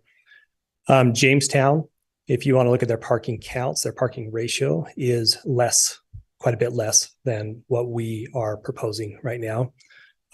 If you want, I have our parking expert who did our third-party parking study here. He's welcome to explain his study and his report that validates that our parking is adequate, and it'll work just fine. Density, as far as density goes, the DA I think allows us an additional 54 units. As I mentioned before, it just won't work. It's just not enough. We've learned that. We know what it will take to make this truly economically viable. And so we're restricted there. And again, a lot has changed over 10 years. We were not the ones that put the original development agreement in place. That was Perry Homes. We are the operators right now. We're looking to buy the property from Perry Homes and develop out phase 2. So as much as we hate to amend a DA, and we get that, we don't like to do that, but it is a reality today that as it was originally planned and designed, it's just not going to work. And so that's why we're here trying to make that change. We have met with the community, the neighborhood. It was just kind of a recent concern that was brought up. We addressed parking. We did the parking study. We reduced the roof heights. We feel like we've gone through the process, but we can dress up the side of that south side of that building, and we proposed some ideas there to help with that, to make it attractive to the neighbors and to make it feel maybe more like some townhomes. And we can do those kinds of things, and we're very open to that. The 3-story, if we just took that top off, we could still develop more units than what the development agreement allows. So we do need to modify that development agreement. And then lastly, I had one other comment. Parking. It keeps being brought up that parking, our employees are not asked to park on Lover's Lane. I know that they choose to park there because it is close to their to the employee entrance on the backside there. And that is where the time clock is. And if you think about much of our staff, they're dining, they're housekeeping, they're CNAs, and that's where the back area there is where they go to get started for the day. Thank you. Thank you. Commissioners, do we have any questions for anyone who has presented to us before we close public comment? And actually, I'm closing public comment. Yeah, do we want to call anybody up and ask them questions if we have specific questions? I had one follow-up question. I tried to visually count that top floor has somewhere between 45 and 50 units. Does that sound about right? It does. Yeah. It's pretty close. Thanks. Is Legacy filled to the capacity now? Phase 1? Sorry. Phase 1, is it completely full? It's very close. Yeah. Is there 91% occupied as Will you use the mic when you answer? Sorry, is there like a waiting list for more? Yeah, we do have a little bit of a waiting list for assisted living. We have about 42 memory care units, those are not full right now. Our assisted living side is full. Overall, the entire 126 units that we have in phase one, it is a total of 91% occupancy today. You can say that. I have one quick question for you. I understood from the presentation about the architecture, like higher roofs, more plumbing and electrical requirements requiring more space between the roofs. But what I didn't really get that I'd like to just understand a little better is why is the third floor 100% necessary for the viability of this project? So it's the unit count. If you think about assisted living and the number of services that are provided, there's a lot of staff and there's a lot of supplies. There's a lot of materials and whatnot that have to go. There's a lot of fixed costs, quite frankly.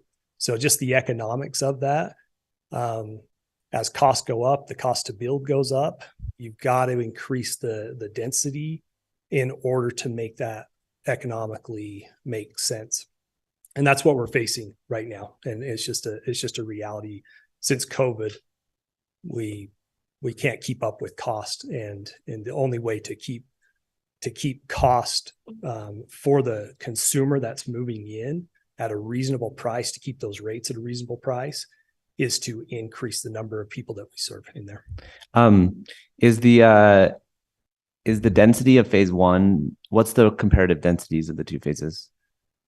Great question. So 126 units on phase one, and I don't know the acreage off the top of my head. Dustin or Ryan, does anybody know what that is? 5 units. So there you go. So 126 into 5 acres. And the new one is what per acre? It'll be 130 in 1.6 acres. Yeah.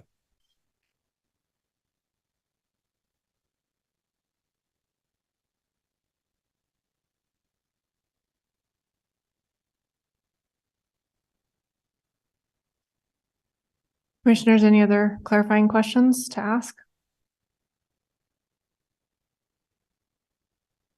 Mr. South? When was the development agreement, the original Perry Homes development agreement made? I think I'd heard 8 years ago, but do we have a confirmed date on that? I don't have the exact date, but I would say it's at least 8 to 10 years ago. Yeah. Okay. Thank you.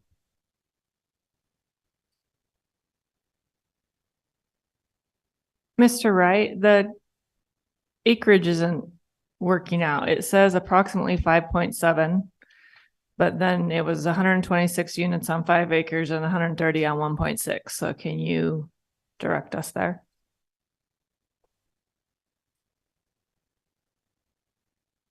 So phase one is 4.055 acres. Phase two is 1.653 acres. So overall, 5.7 for both parcels combined. Okay. I had a question for you, Mr. Wright or Mr. Pepperoni. I don't know who would answer this. Somebody that commented said that both of these are over the allowable density in the MDR zone as it is. Can you address that for us? I apologize. It's been enough years that my memory's become foggy. Mr. Sewell is here, Dave Sewell, and he was part of the original group that I worked with between the neighborhood and Perry Homes to come to some kind of plan that everyone could buy into. So perhaps he remembers better than I do, but certainly you don't equate one assisted living bed with a dwelling unit. And that's why there's so many beds in that first phase. But that's also why, so we knew at the outset that the number of beds wasn't going to equate very well to the densities of the LDR zone. That's exactly why there was a development agreement to put some kind of definition to how many beds, therefore how many people we were all agreeing to. And that's why that's very unusual to have a number of beds in the development agreement, but that's why that's there. And again, this was part of a very lively year of negotiation to get to that original development agreement. So somebody in discussion or somebody's in discussion determined that that was the threshold that would be acceptable. Yes, and a lot of that was driven by Perry Homes. I mean, Okay. they were the ones who were going to build this thing. So a lot of that negotiation was Okay. with what they would accept and what they thought they could make feasible. So the math doesn't check out, but in your opinion, that's because it doesn't actually equate. Right. That's the style of living doesn't Yes, match the you've been in usage. these types of facilities. Right, It's a very they're small smaller. room with one bed that doesn't equate to a dwelling unit, right? Okay. Right. Mr. Sewell, would you like to address that question?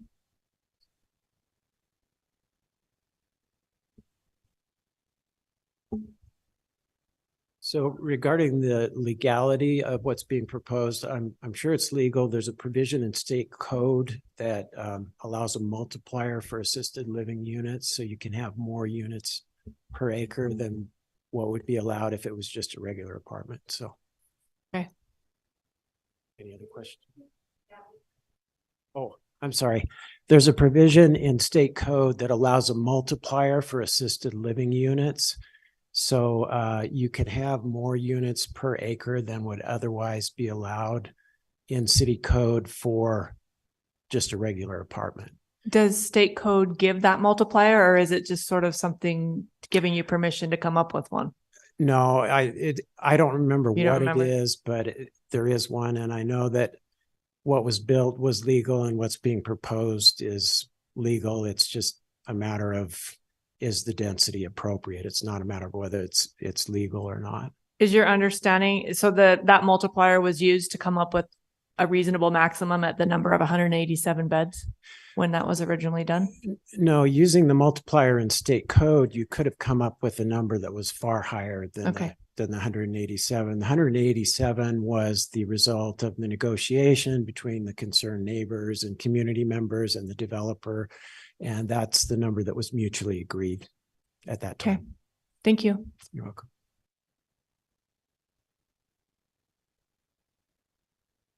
Okay. I have some ideas for discussion or some opinions, but does someone else have Could I one a- they want to start with? Can I ask one more question? Please To do. the developers. Mr. Whitlock. So I just want to understand one other thing. So you are saying you purchased the property, or you are considering purchasing it contingent upon this being granted? The latter is true. We're under contract, and if we can build what we want to build, we'll transact on it. This might be tricky to answer, but if this does not get approved, what is the plan? We probably will not move forward on the transaction unless, of course, Perry can change their pricing, which to date they've been unwilling to do. It just economically, the numbers, the math wouldn't work for us. And so when you asked my early question about the economics, you're basically just telling me essentially the IRR or whatever thing you're using doesn't work out if you can't do this density. So the acquisition doesn't fundamentally make sense. Correct. And one other clarity on the height per the state code, assisted living type 2 which would include memory care can only be 2 stories in kind of a wood frame type of construction. We're allowed to go 3 stories in a type 1 assisted living. So that means we won't be able to do memory care in phase 2. It'll just have to be assisted living only. Okay, thank you.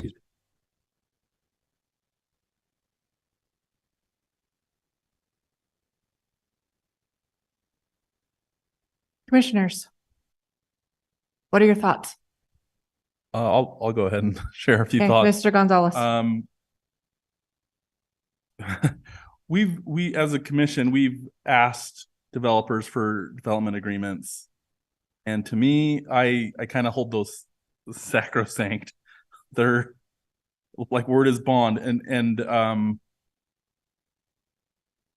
so that's one strong thing that I feel really, just really strongly about. And I say that because I don't find the arguments about traffic or parking persuasive. I don't have a concern with the traffic or parking on their on your proposal. I see it more as a function of a problem of Walden schools and Broadmoor Estates not providing sufficient parking for visitors.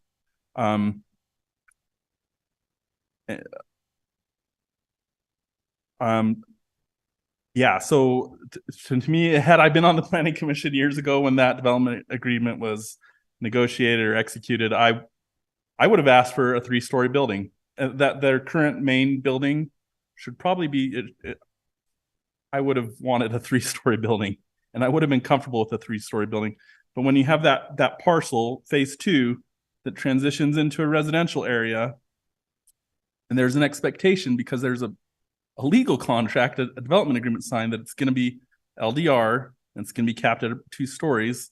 I don't want to be the person that backs out of a development agreement.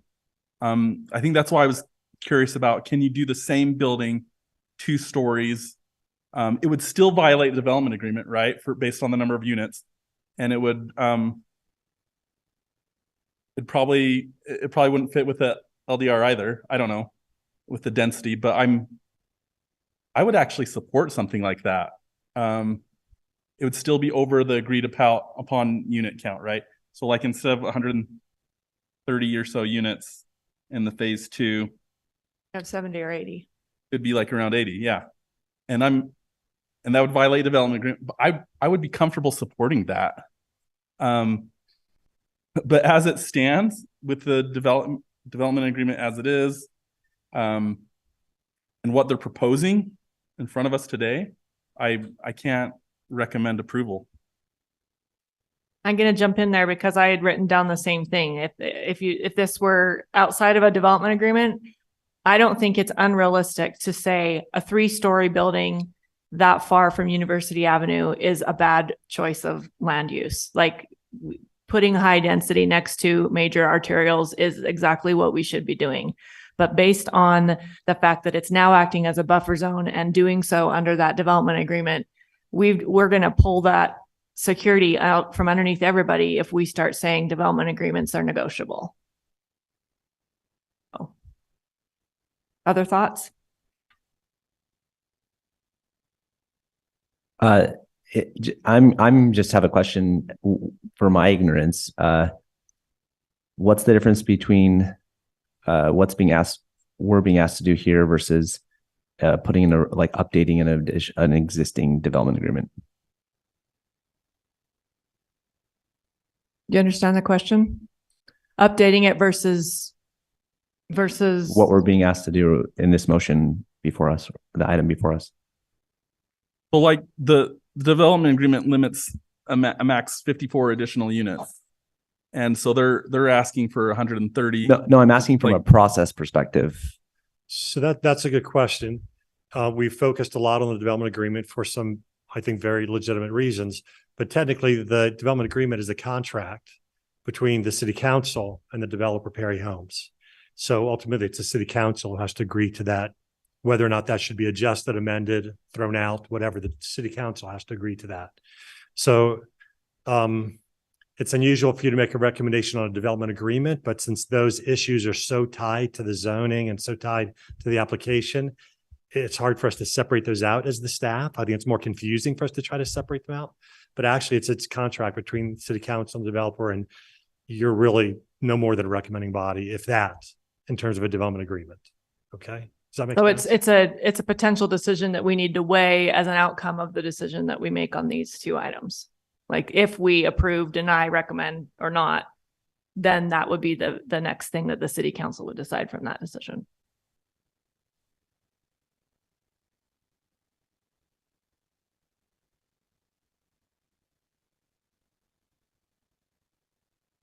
I feel like there are just too many exceptions. I realize that there are financial parameters that makes it profitable or not profitable to do this use, which is very valuable, but it is iffy on all, height and density and the development agreement. Like it feels like everything is an exception. And I feel very strongly that the property owners had this security blanket that I wouldn't want to be taken away from me either. To talk about good things, I like their modification ideas for height to make it feel less tall. I might also add that maybe 10-foot ceilings instead of 8-foot ceilings could be something you take out of the design because that would also help with the height. I like the parking ideas, the aesthetics of that, not having as much asphalt out in the middle, the numbers of spaces. I appreciate those things. I like the outdoor interface that the design is showing, that there'll be, I like that there's patio, that their own personal deck space and the amenities outside to feel like it's more of a user-friendly space. I like that it meets a community need, but I'm not comfortable with ignoring or modifying development agreements or recommending that they be modified. And I really feel like this development agreement was proffered because that phase 2 acts as a buffer. You can see, like, I love this whole subdivision, the way it's designed. You go from the high intensity next to the school, and then it steps down. And to me, that's really good planning and structure for a neighborhood. And so to do it, like Mr. Gonzalez was saying, in the opposite order, where the 3-story building is in between the other densities, just financial feasibility aside, it just doesn't make good planning sense to me. So those are my pros and cons, lest anyone thought we were only talking about the cons. There's good stuff here. I just don't feel comfortable with it. Mr. Knutson, did you have a thought? Very similar to what you and Commissioner Gonzalez said. I feel that it's there was an agreement made and the agreement should be kept. I think it is too dense. The density is too high. Okay. Ms. Wallen, do you have thoughts? Well, I know the need is there. I know I had a brother in assisted living out in Spanish Fork because there wasn't room in Provo for, we had to go visit him out there. And so that's why I was wondering about the capacity and how full it is right now. And there's a waiting list if it's just this huge high demand right now, or what the needs of the future are. So that's kind of where I've been struggling with. If it would be even, if that many rooms are even needed at this moment, I don't know. I think it's important to remember too that most of the public comment we've received in writing and in verbal form is not actually opposed to the development. They're not saying we don't want you to be able to do what you were supposed to be able to do with your land. They're just opposed to the increase in density. Mr. Gonzalez. Yeah, I also want to comment, for considering how much community opposition there is to this. I want to commend the audience for being respectful and not cross-talking and not shouting and yelling. We've had that before in other meetings, and this group has been exceptional in their civility. I want to recognize that. Yeah, I completely agree with that comment. Thank you for saying that. The other thing that I want to say, just to get out there, is I am sad that this will not be built if we don't move it forward, because we absolutely need more senior living in our community, all types of housing in our community. But I also am very sensitive to the argument about the agreement. It's like, what's the point of doing these in the first place if they can just kind of be retconned? I guess we really see this every 2 weeks when we have projects come before us. Just those development agreements are usually what makes or breaks a deal, if a developer is willing to compromise and put it in writing. So I agree.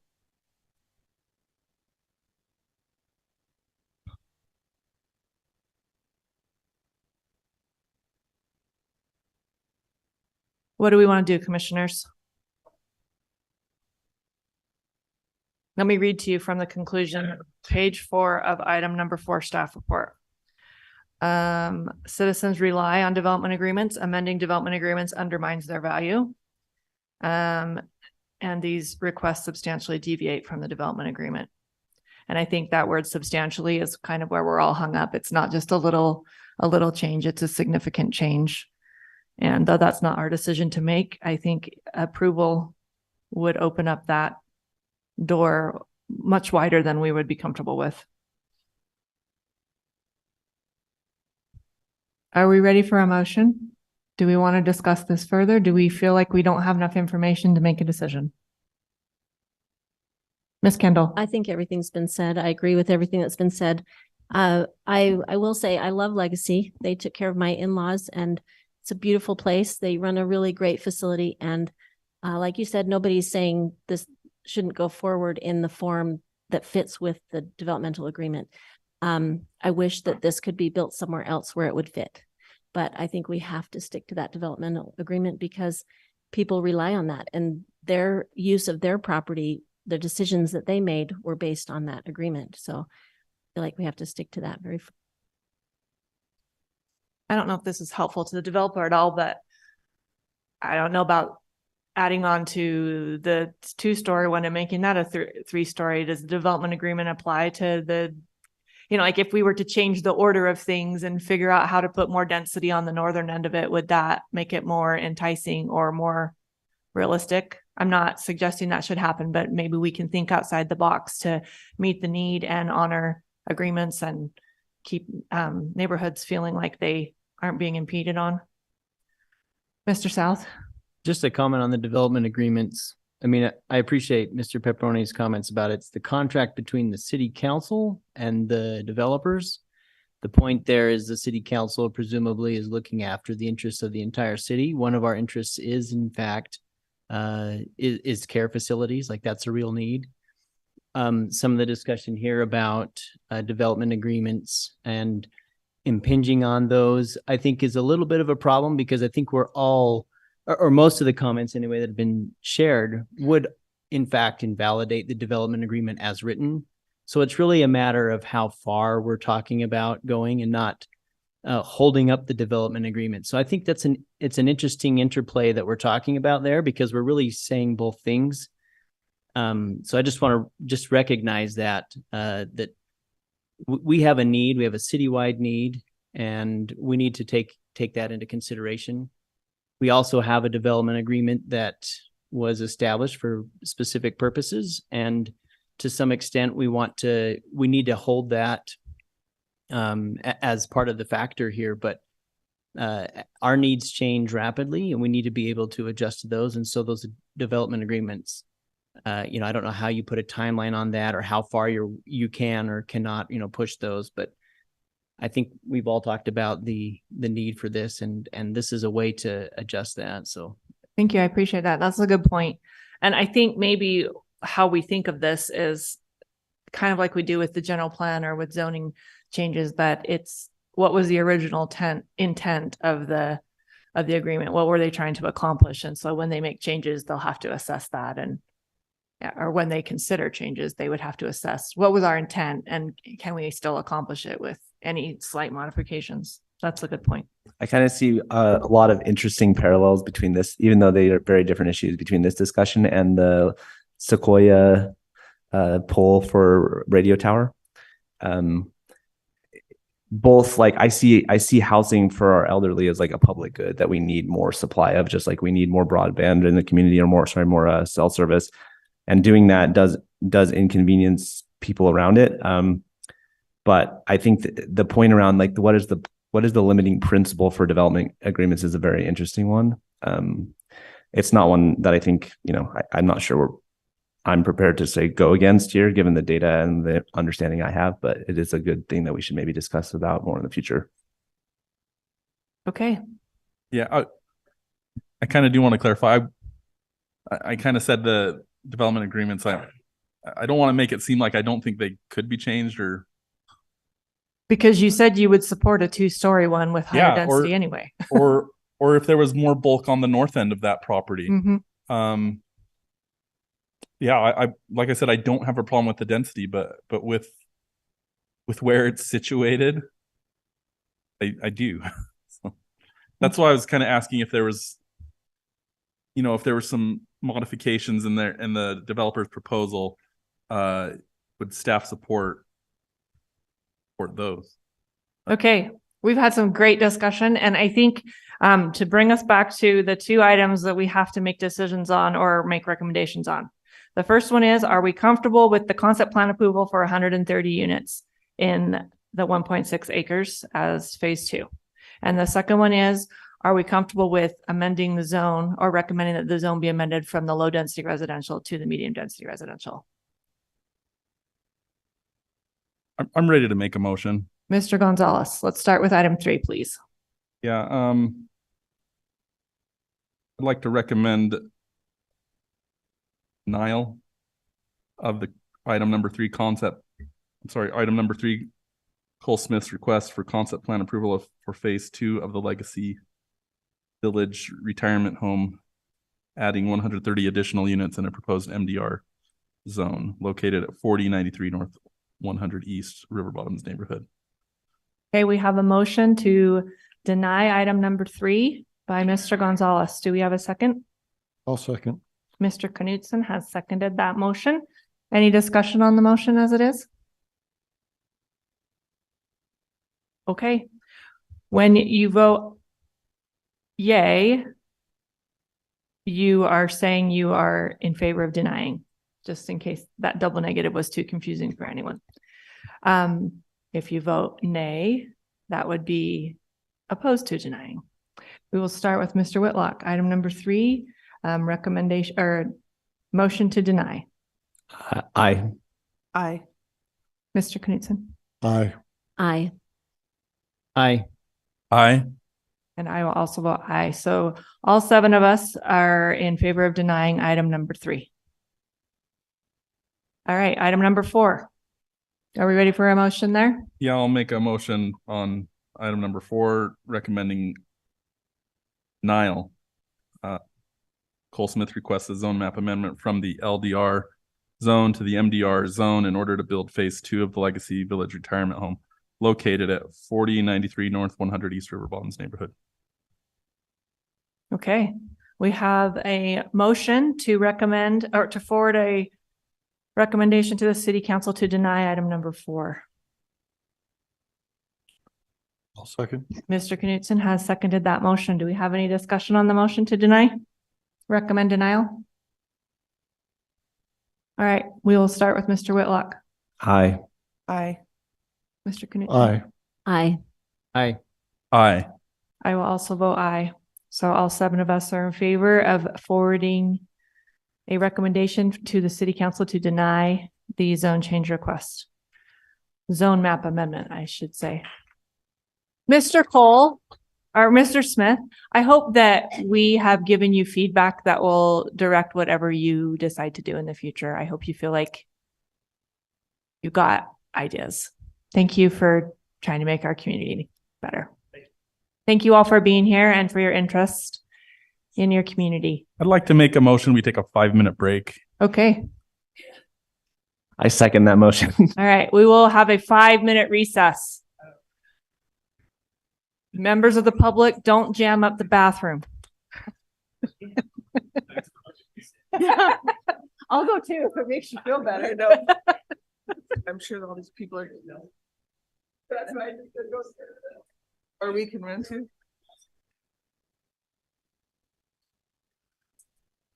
Well, the one right here? No. We can sneak that.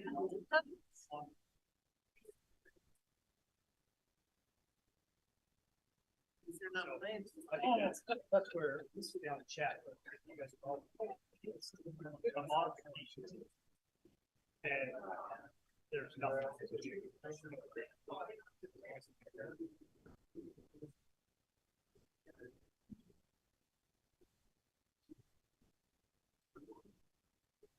You'll see it.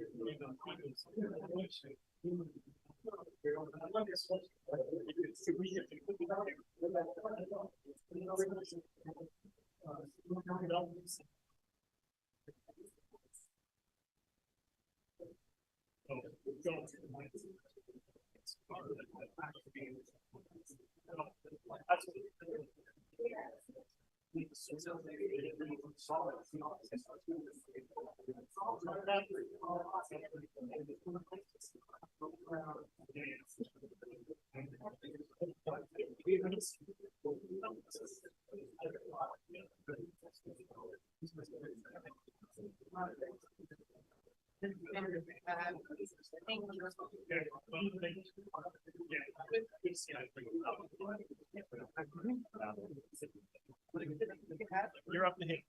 Yeah. Sorry.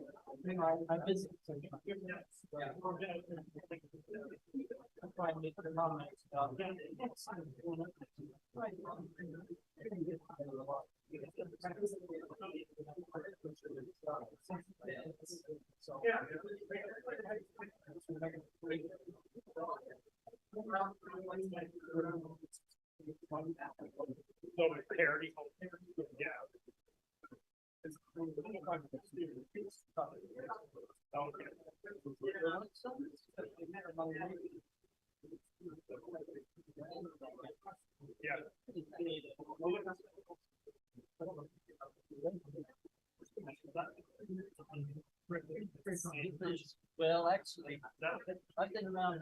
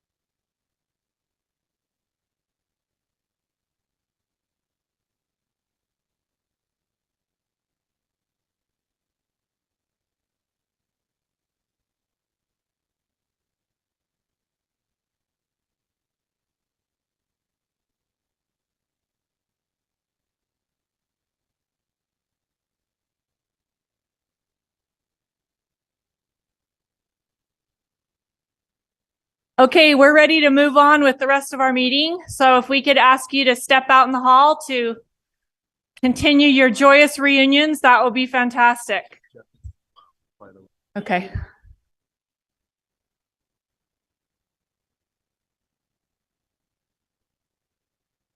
Oh, he's right there. Okay.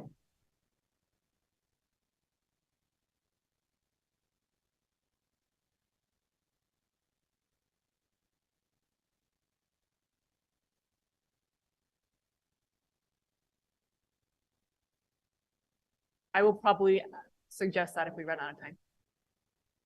You can say no. All right. We are moving on to item number 5. This item is administrative, which means that the planning commission will be making a decision on it and then we'll be done. Tim Metler requests project plan approval for a 59-unit apartment complex in the CMU campus mixed-use zone located at 90 West, 800 North in the North Park neighborhood. For those of you who have been following this was something that the planning commission recommended denial on, but the city council approved, which I didn't know. So I was like, oh, okay.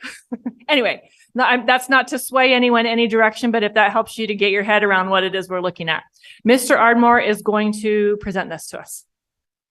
Thank you, Commissioner Jensen. And you took away my first line of my presentation. Oh, I'm sorry. I sure hope you can wing it from there. So yeah, like you said, this was about a year ago where the rezone and concept plan came before this body and was recommended for denial, and the concept plan was denied. But since that time, the city council approved the rezone, and just about a month ago, the development agreement with that rezone was fully executed and recorded at the county. So here we are with the project plan, which is would be the next step for this. So just to orient you again with the property, 80 North, 80 West, 800 North, just west of University Avenue, in the red box on your screen, is now in the CMU zone. The plan here has changed a little bit from the concept plan. I've noted some changes in my staff report. I won't kind of reiterate those as you have that in front of you, but this is the site plan for the project. It's 59 units through 4 stories. I can quickly go through those floor plans. So there's one underground level of parking that provides 57 of the parking stalls for the project and the bike lockers. Moving up to the ground floor, you have your first floor of units, some more parking tucked under the upper stories, and storage for some of the units. You also have amenity spaces, pickleball, a courtyard, barbecue pit outside, and inside you have a clubhouse and additional indoor secured bike storage lockers. Going up to the level 2, again, you have more one-bedroom units, and you could see now that you have the surface parking below, and then floors 3 and 4. Again, more units. And then one thing to note on floors 3 and 4 is the exercise studio. In that section next to the staircase on both those floors, to get a little bit more amenity space through the project. So essentially what we're looking at now is the project plan. As noted in the staff report, the development agreement tied up a lot of what was highly debated in the planning commission hearing and also in the city council hearing, a way to manage that parking. Because reduced parking was being requested, that was a lot of the conversation was around that parking count. What would that final parking count be? So without going into the actual parking count, the DA provided everything under B there of ways for the property owner to manage and to give the security to the city, give some confidence to the city council and staff that the parking would be managed appropriately and there would be not a lot of adverse impact to the reduction. The part C, you can see there is a limit to the building height. 50 feet. So the zone, CMU zone, would allow typically the building to go higher than that. But because that was another topic of debate, the developer proffered that he would keep his building to 50 feet. So the project plan we have in front of us meets those standards.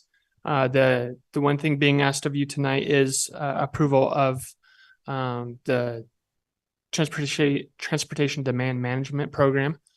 Which you could see on the screen, is a request to decrease from 88.5 stalls, which would be the requirement for the 59 one-bedroom units per code.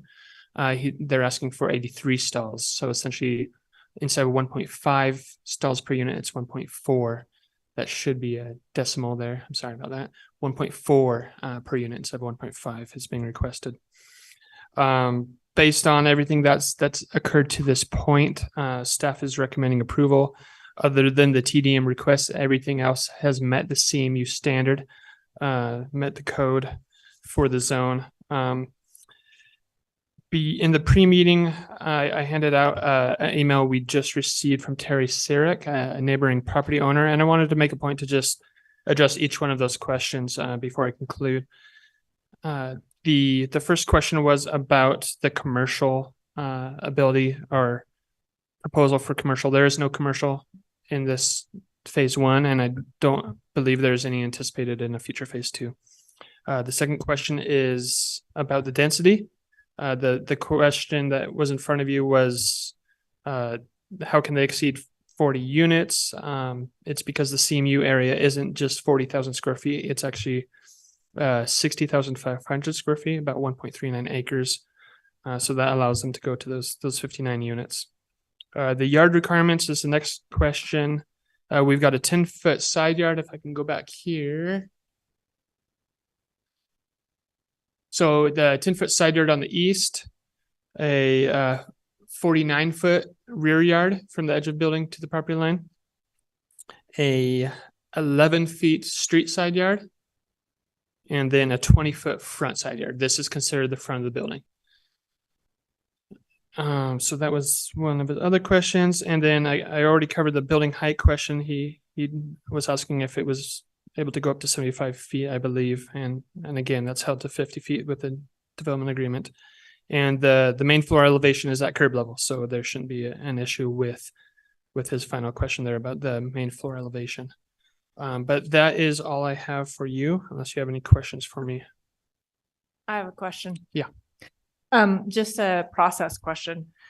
If the planning commission denied the concept plan that was attached to the zone change request, and then the city council, and we forwarded a negative recommendation, but the city council approved the zone change, how does that concept plan, like does that just by default negate the need for a concept plan because they liked the idea enough to move forward? So what they tied the DA to was essentially the concept plan is an exhibit of it, but it's very conceptual still.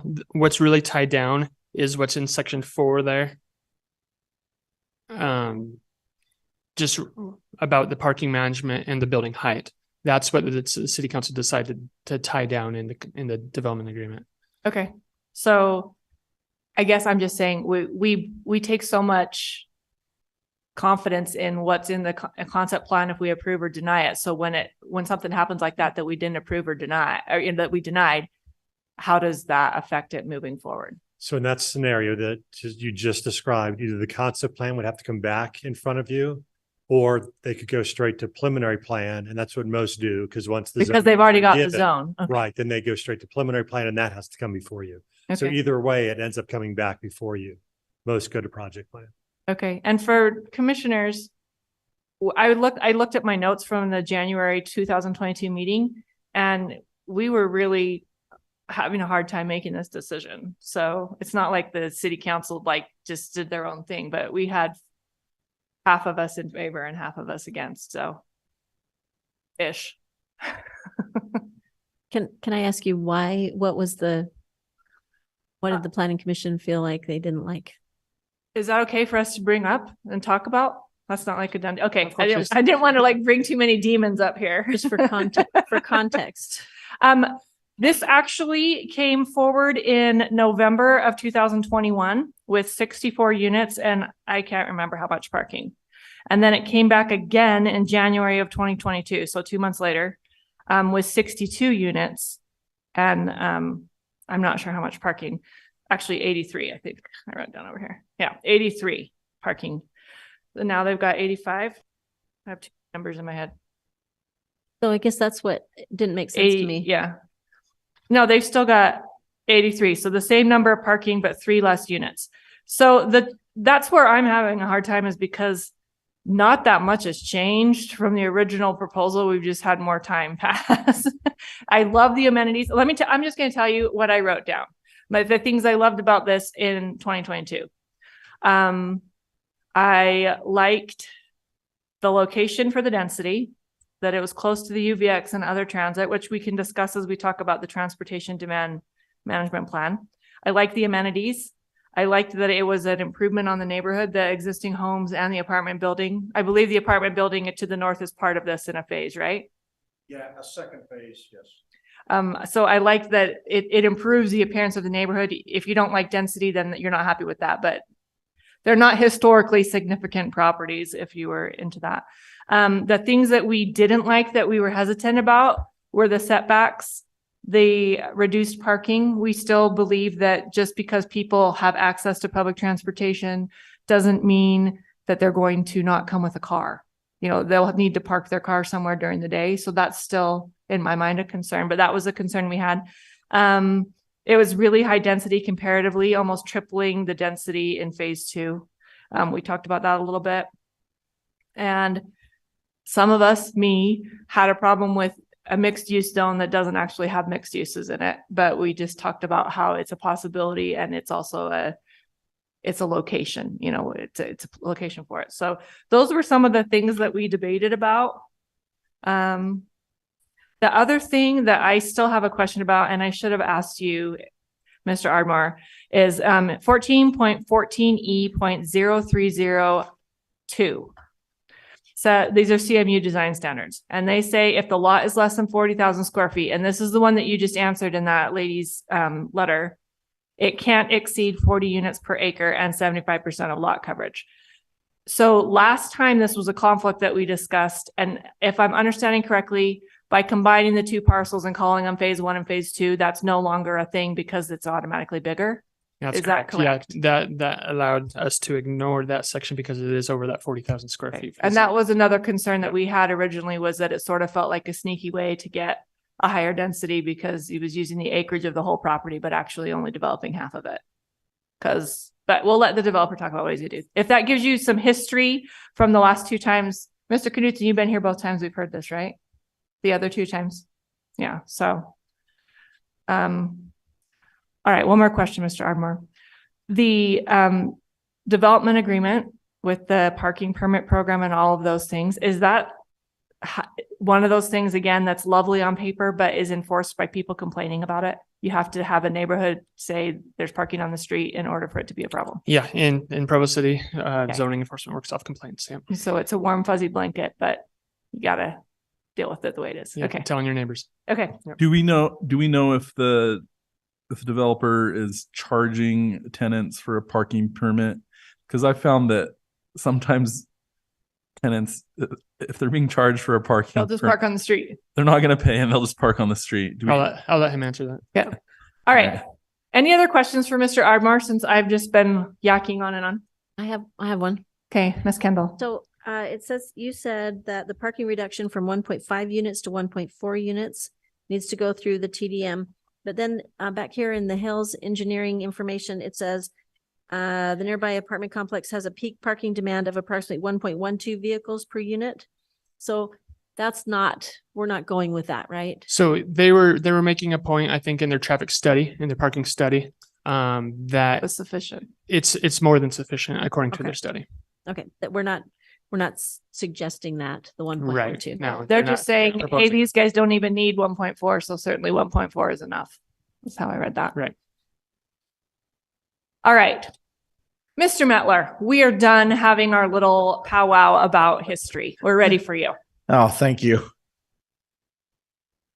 So just some background on this. When we first started out, the engineers drew this nice complex with a great big courtyard and came to the first plan. I mean, this has gone over a couple of years, and we brought it to the planning commission, brought up that 800 North is going to be widened. So that took 17 feet off the front of the project. So then we shrunk the units down because we couldn't get the amount of parking in there that we needed. So then we came back again, got rejected, came back again, and got referred to the city council. And through that process of the city council, we had a great discussion with the city council and came to a development agreement that we have since executed with the mayor on the property there that has a bunch of stipulations, and they tried to make sure that we address the concerns that the planning commission had at the time. So anyway, as far as the project goes, project considerations, a couple things for consideration tonight is, one, is the design appropriate for the approved zone? And then two, we're only asking for a 0.1 reduction on 1.5 versus 1.4 is what we're looking at. On the reduced unit count, as I mentioned here, basically what we're looking at, we did reduce the unit count. We took a unit off each floor there. As I mentioned, we're only looking at a 0.1 requested reduction. And we did meet with the design review committee. They had a couple comments, and we've made those changes that they requested that we make. What were the changes? This is the front elevation of the building. They asked for more elevation change in the roof line to add some, design feature to that. Additionally, and this is kind of a zoomed in feature, they wanted the entrance to the front of the building to be more prominent. And so we made some design changes to the front of that building to make that entrance more prominent there. Which way does this clicker go? It's not.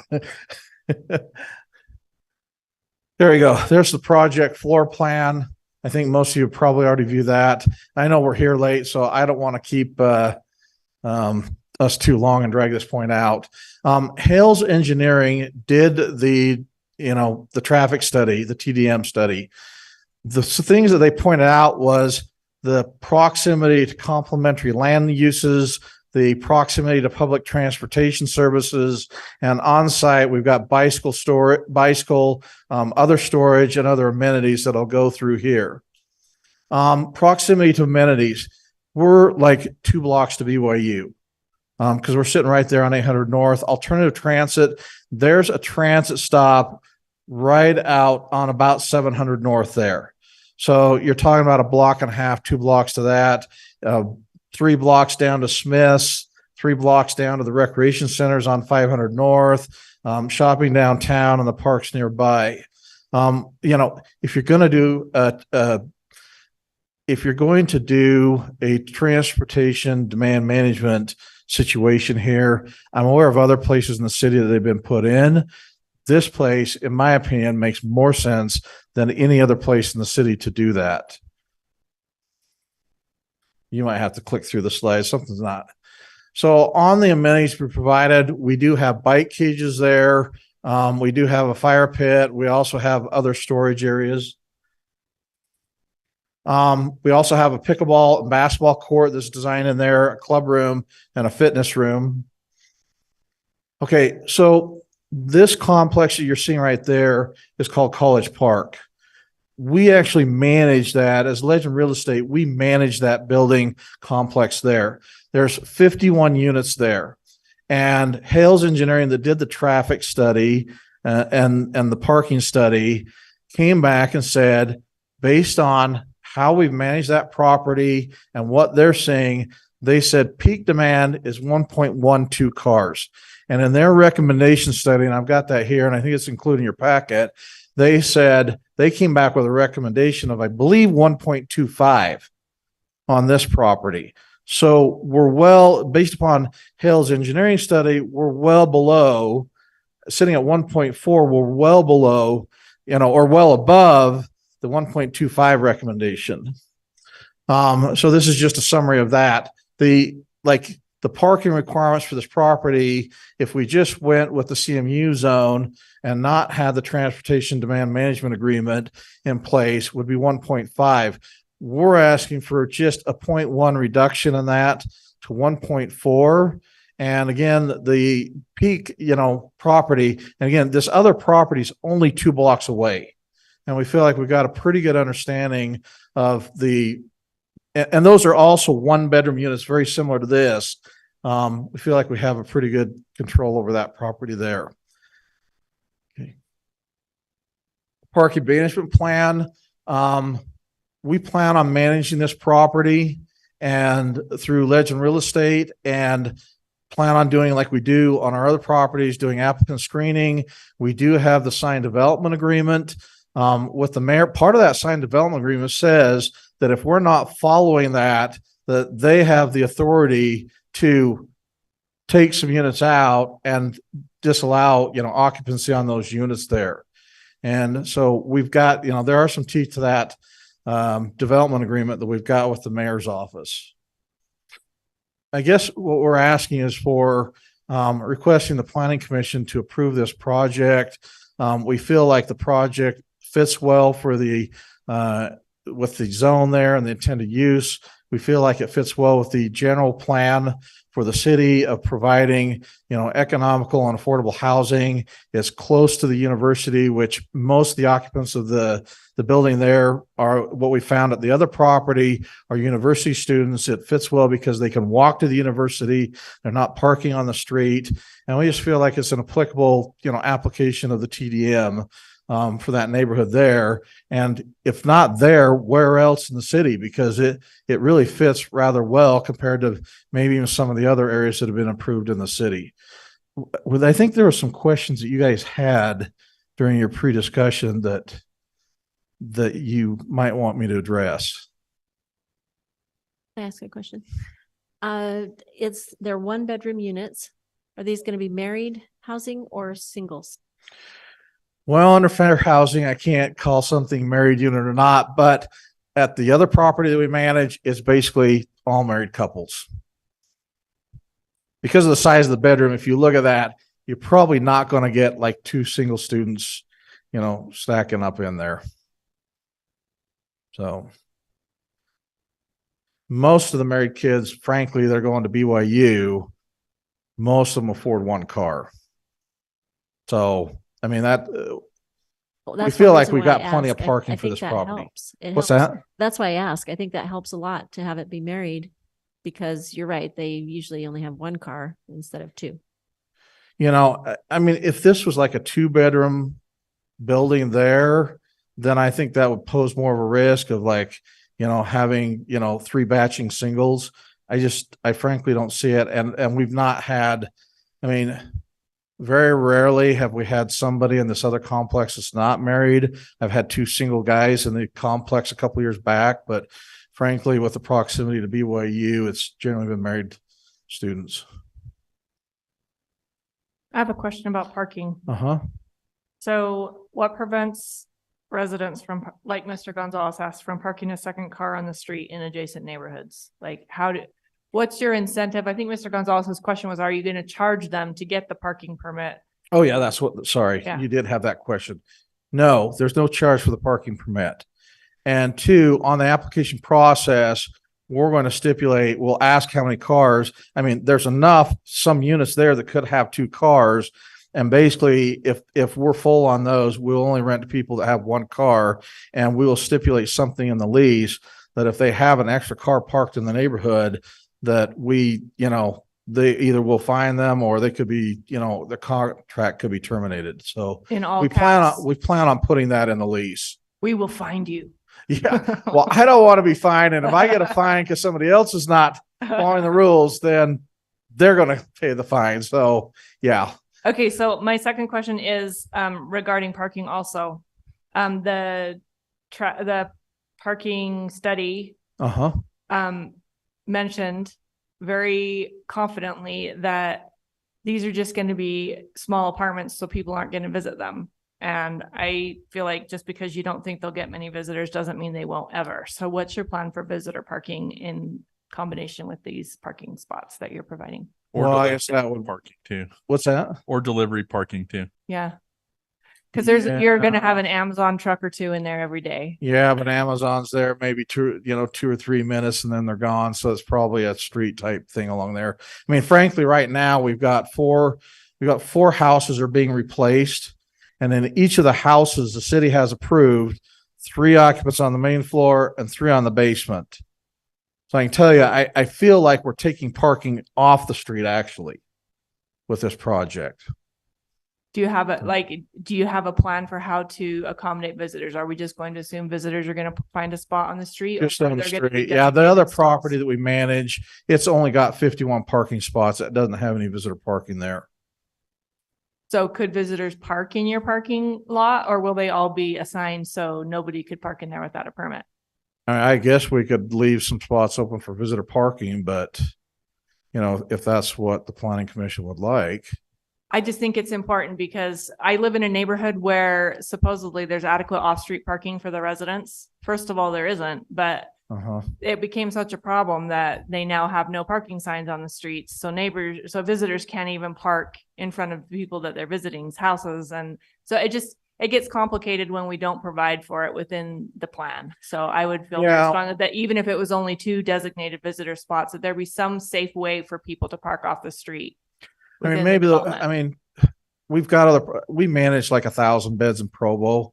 And I think maybe one of the solutions, if you'd like visitor parking, is to have visitor parking from, a certain time from like 10 a.m. to 1 a.m. in the morning or something like that. And then if a resident needs to park there, they can park there during the off time because you pretty much wouldn't have visitors there. So, I mean, we certainly would be willing to do that and work through Just these something solutions. posted that they know they can safely pull in there, and yeah, that's good.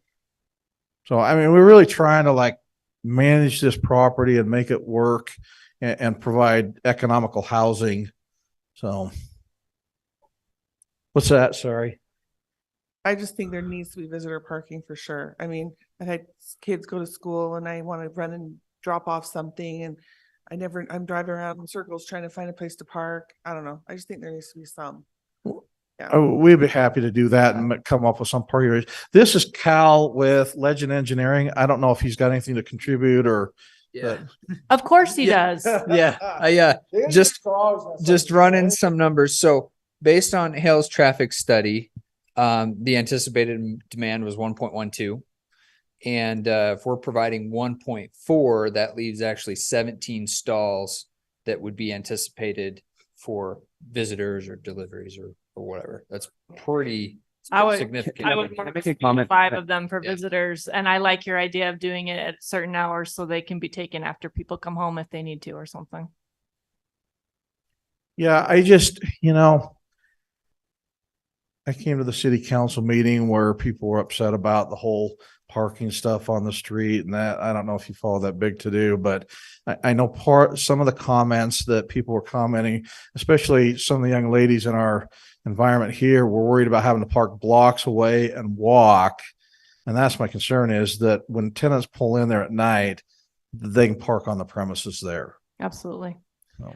I have another question about the parking as in the development agreement. It's on page 16 of the staff report, 4B, Roman letter 5. It says that providing additional parking in phase 2 for the phase 1 units as necessary to continue meeting the requirements. So I'm guessing maybe this is for Mr. Ardmore. Is that so that if there's a problem, that's their way to fix it? Yeah, and I think we even talked about that in planning commission a year ago of With well, this project? Okay. if we find out that phase 1 isn't parked enough, if it's counter to the studies that have been done, when phase 2 comes along, it can add surplus parking. I remember doing that on the project that's down by the medical school. We said if phase 1 isn't enough, we'll do it for phase 2, but I couldn't remember if this one. Okay, I like that built in there as well, so that when phase 2 comes, we can say, actually, your numbers weren't right and we need you to do something different. Okay, any questions for Mr. Metler? Can I ask about the setbacks? You were saying 800 is going to be widened. So right now there's a 20-foot setback from the street on 800. I'm going to let Aaron answer that. So just one thing really quick. There's some mature maple trees along the front there. Our plan is, if we can through during the development and construction phase, is to keep those in there. Nice. Okay. We realize that at some point, if the city widens 800 North, that's all going to be pushed back. But the goal is to leave those trees along there and to leave them in. So. Okay, so Mr. Ardmore, if the street is widened, what does that leave our front setback at? Yeah, it will definitely be greatly reduced. Luckily, we have a code section that allows us to adjust setbacks because of public improvements. Okay. We've done that out on the west side, and that's what we'd be doing here. So for reference, the property on 900 East that's super close to the road, what's that distance?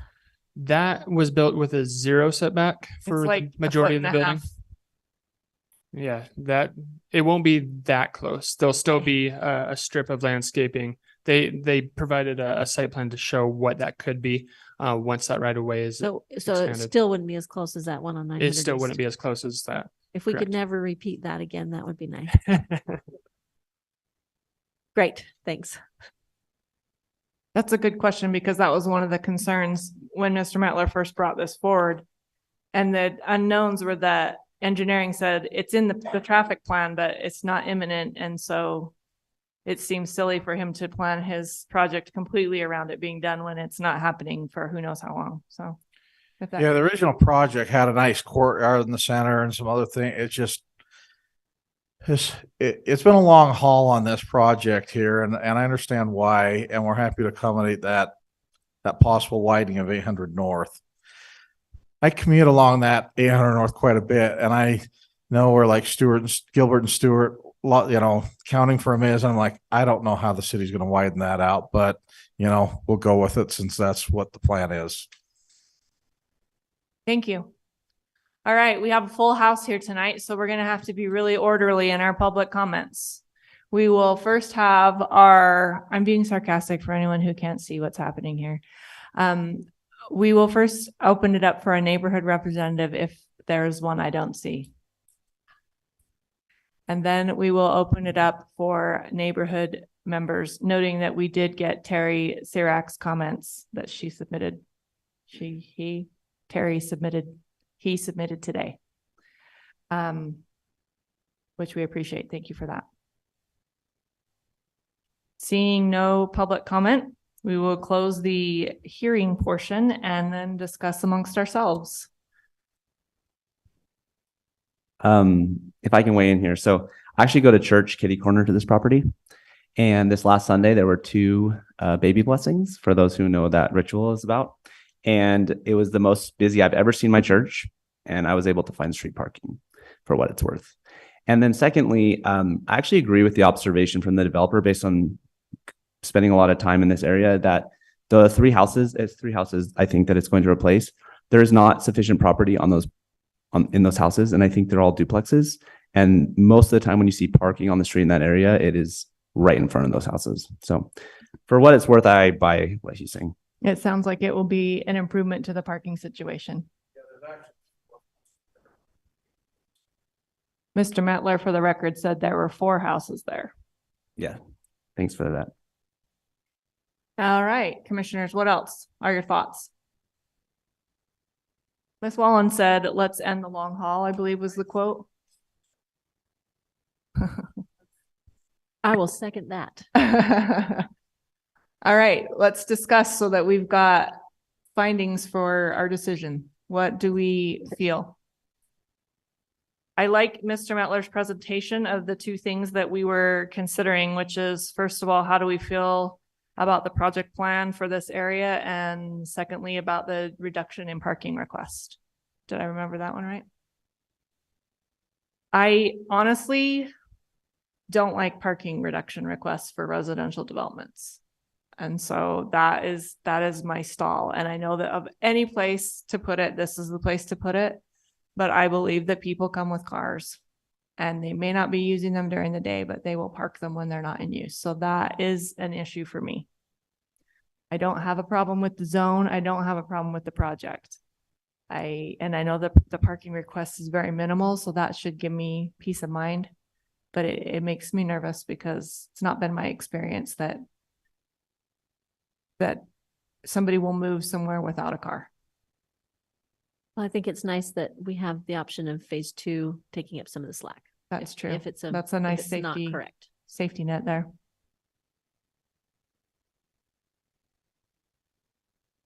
Other thoughts?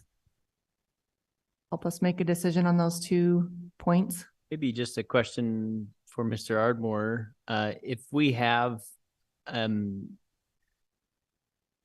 evidence of TDMs in other locations, I know that the applicants pointed to one for us that was helpful. Are there other ones where we know where it's been successful, where they're in this kind of range? I mean, do we have other points that would give us some insight there? Yeah, I think a good example, Highline Square has been a successful project. They had a TDM involved in their project. Can you tell us where that one is? That is on the corner of Freedom and 500 North on the southeast corner. It's got the chip cookie on the ground floor. Yeah, kitty corner from the rec center. So they asked for a reduction and they haven't had an on-street parking problem? Is what you're saying by successful? That's what our experience has been. I walk past that every day going to the rec center, and there's not a huge issue there. I've never seen it either, but probably because you can't park on the street there. Maybe they're parking over at the rec center. Didn't we actually discuss that was happening? The overflow parking was happening in the rec center? We believe that's happening from the Palladium apartment across the street. All right. So we're following them at 3 a.m. to figure out where they're coming from. I don't know. I like the work of the city staff. There was another one that we've talked about in the past where people have asked for TDMs that have gone awry. Was that because the numbers were too inflated? I want to say that they went on 500 North and 600 East. That big, huge. Yeah, I'm not so familiar with that one. I'm familiar with the South State Street reductions that were given. And I think what we're experiencing there is because there is no proximity to anything. And I think that You have to have a car to live down there. You have to have a car. Yeah. And I think that's the issue we're seeing down there. Okay. I want to say, why can't I think of the name of that campus? Something. It's the fancy one that has restaurants and stuff in the middle. In the middle of it. Joaquin Village. Joaquin Village. Do they have a parking problem? Because I thought the problem there was that so many of them came with cars, but the usual numbers didn't work because every one of them had a car. Yeah, and that project, the developers agreed to not rent to more students with cars than they had on-site parking spaces. And from the first semester it opened, they had somewhere around 50 more residents with cars than they had spaces. So this is the same thing we're talking about here, though, where there's going to be an agreement with the landlord saying you can't come here unless you have a car, and somebody just won't disclose they have a car, and all of a sudden we have a parking problem. Yeah, I'm sure the parking reduction in all of these projects that you mentioned and talked about have been larger Than what he's asking than what he's asking.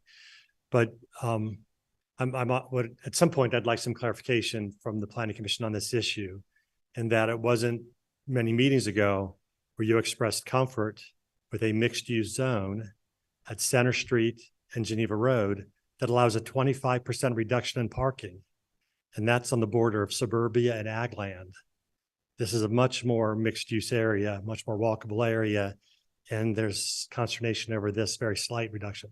So at some point, it would be helpful for staff to have this discussion with you so we can understand better where you're coming from and where we should come from. That's a great point. I mean, for what it's worth, I think this is the perfect area for it. Like I thought I moved into townhouses just 3 blocks from where this development is. I thought I was going to have to buy a second car. We haven't bought one yet. We walked to the grocery store. We walked to everything on Center Street. I walked here today. I love how walkable this area is. And I think given the layout of the units, or the fact that there's 1 bedroom, they're sort of designed for married couples, young couples probably want to be OU. I think the fact that people can live there without a second car to make it more affordable. Like, I agree that many times people will come with more calls. I don't think the village one is a great analog because they're single students and they're all driving in from out of state with their cars. So I'm less concerned personally, to be honest. Awesome. Ms. Kendall. Love that it would suit married housing. It's so hard to find married housing for BYU students. Awesome. Other comments? Or a motion? I think we've discussed this sufficiently with opinions and findings and ideas. I'm ready to make a motion. Mr. Gonzalez is the motion maker for the evening. I was trying to move things along. I recommend approval. Item number 5, Tim Metler requests project plan approval for a 59 unit apartment complex in the CMU zone located at 90 West, 800 North Park neighborhood. We have a motion to approve item number 5 as written. I'll second it. Second by Ms. Wallen. Any discussion on the motion? Okay, let's start with Mr. Whitlock. Aye. Aye. Mr. Knutson? Aye. Aye. Aye. Aye. Aye. We have all 7 of us excited for this project. Thank you. I realize we've been back and forth many times on this, so thank you. And I appreciate meeting in person tonight because I know all the other ones over. That was awful hard to do. So anyway, thank you for your time. Thank you for your patience. We look forward to seeing this project. All right, we actually have one more item that we don't have a staff report for, and because I don't think there'll be very much discussion on it, are you okay with us? Are you okay with us proceeding? It's after 9 o'clock, but are we okay with finishing up our agenda? Mr. Knutson's already packing. Are you okay with this one? All right.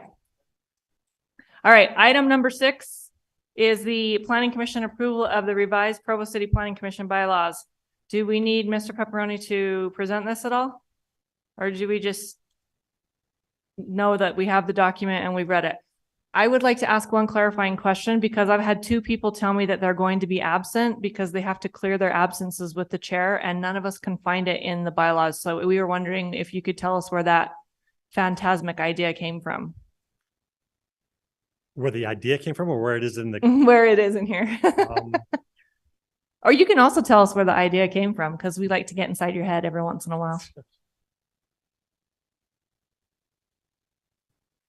I remember there being something about like addressing comments to the chair, but I didn't remember being in charge of attendance. We discussed this in the study session that I think you were. I wasn't here for. Yeah, that's right. what I was wondering. I'll see if I can find it, but yeah, the rules actually say your absence is supposed to be excused by the chair. So we discussed that they should email you and CC the planning secretary so that the secretary is aware and can let us all know, but they're actually supposed to receive permission from the chair. Where is it? It's 2.3. What? That's right. Without the recorded consent of the chair. Okay. So it's basically if you don't come 3 times in a row or 3 for any 7 without permission, then you could be considered for resignation. Yes. Okay. Yeah. So it's not saying you get kicked off if you don't one time. It's just saying if you want to make a habit of that, you should probably let people know you're not coming. Because that's a polite thing that moms should have taught us anyway. Okay. Awesome. I appreciate Mr. Pepperoni's work on these bylaws because it's nice to have something to refer to instead of just walking in blind to a position like this. And I feel like handing this to anyone who follows us, we can say, become familiar with this and maybe the job feels less overwhelming. So, all right. If there's is there any discussion on the bylaws? All right, then go ahead and make a motion. I make a motion to approve the revised Provo City Planning Commission bylaws.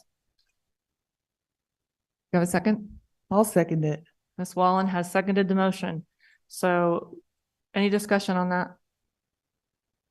All right. We are voting on yay or nay. Do we approve the Planning Commission bylaws as revised? Mr. Whitlock. Aye. Aye. Aye. Aye. Aye. Aye. And aye. That was a beautiful unanimous night. Okay, do we have a motion to adjourn? I move to adjourn. Mr. Gonzalez hogging the floor again. Mr. Knudsen seconding the motion. We are all in favor? Aye. Aye. Good night.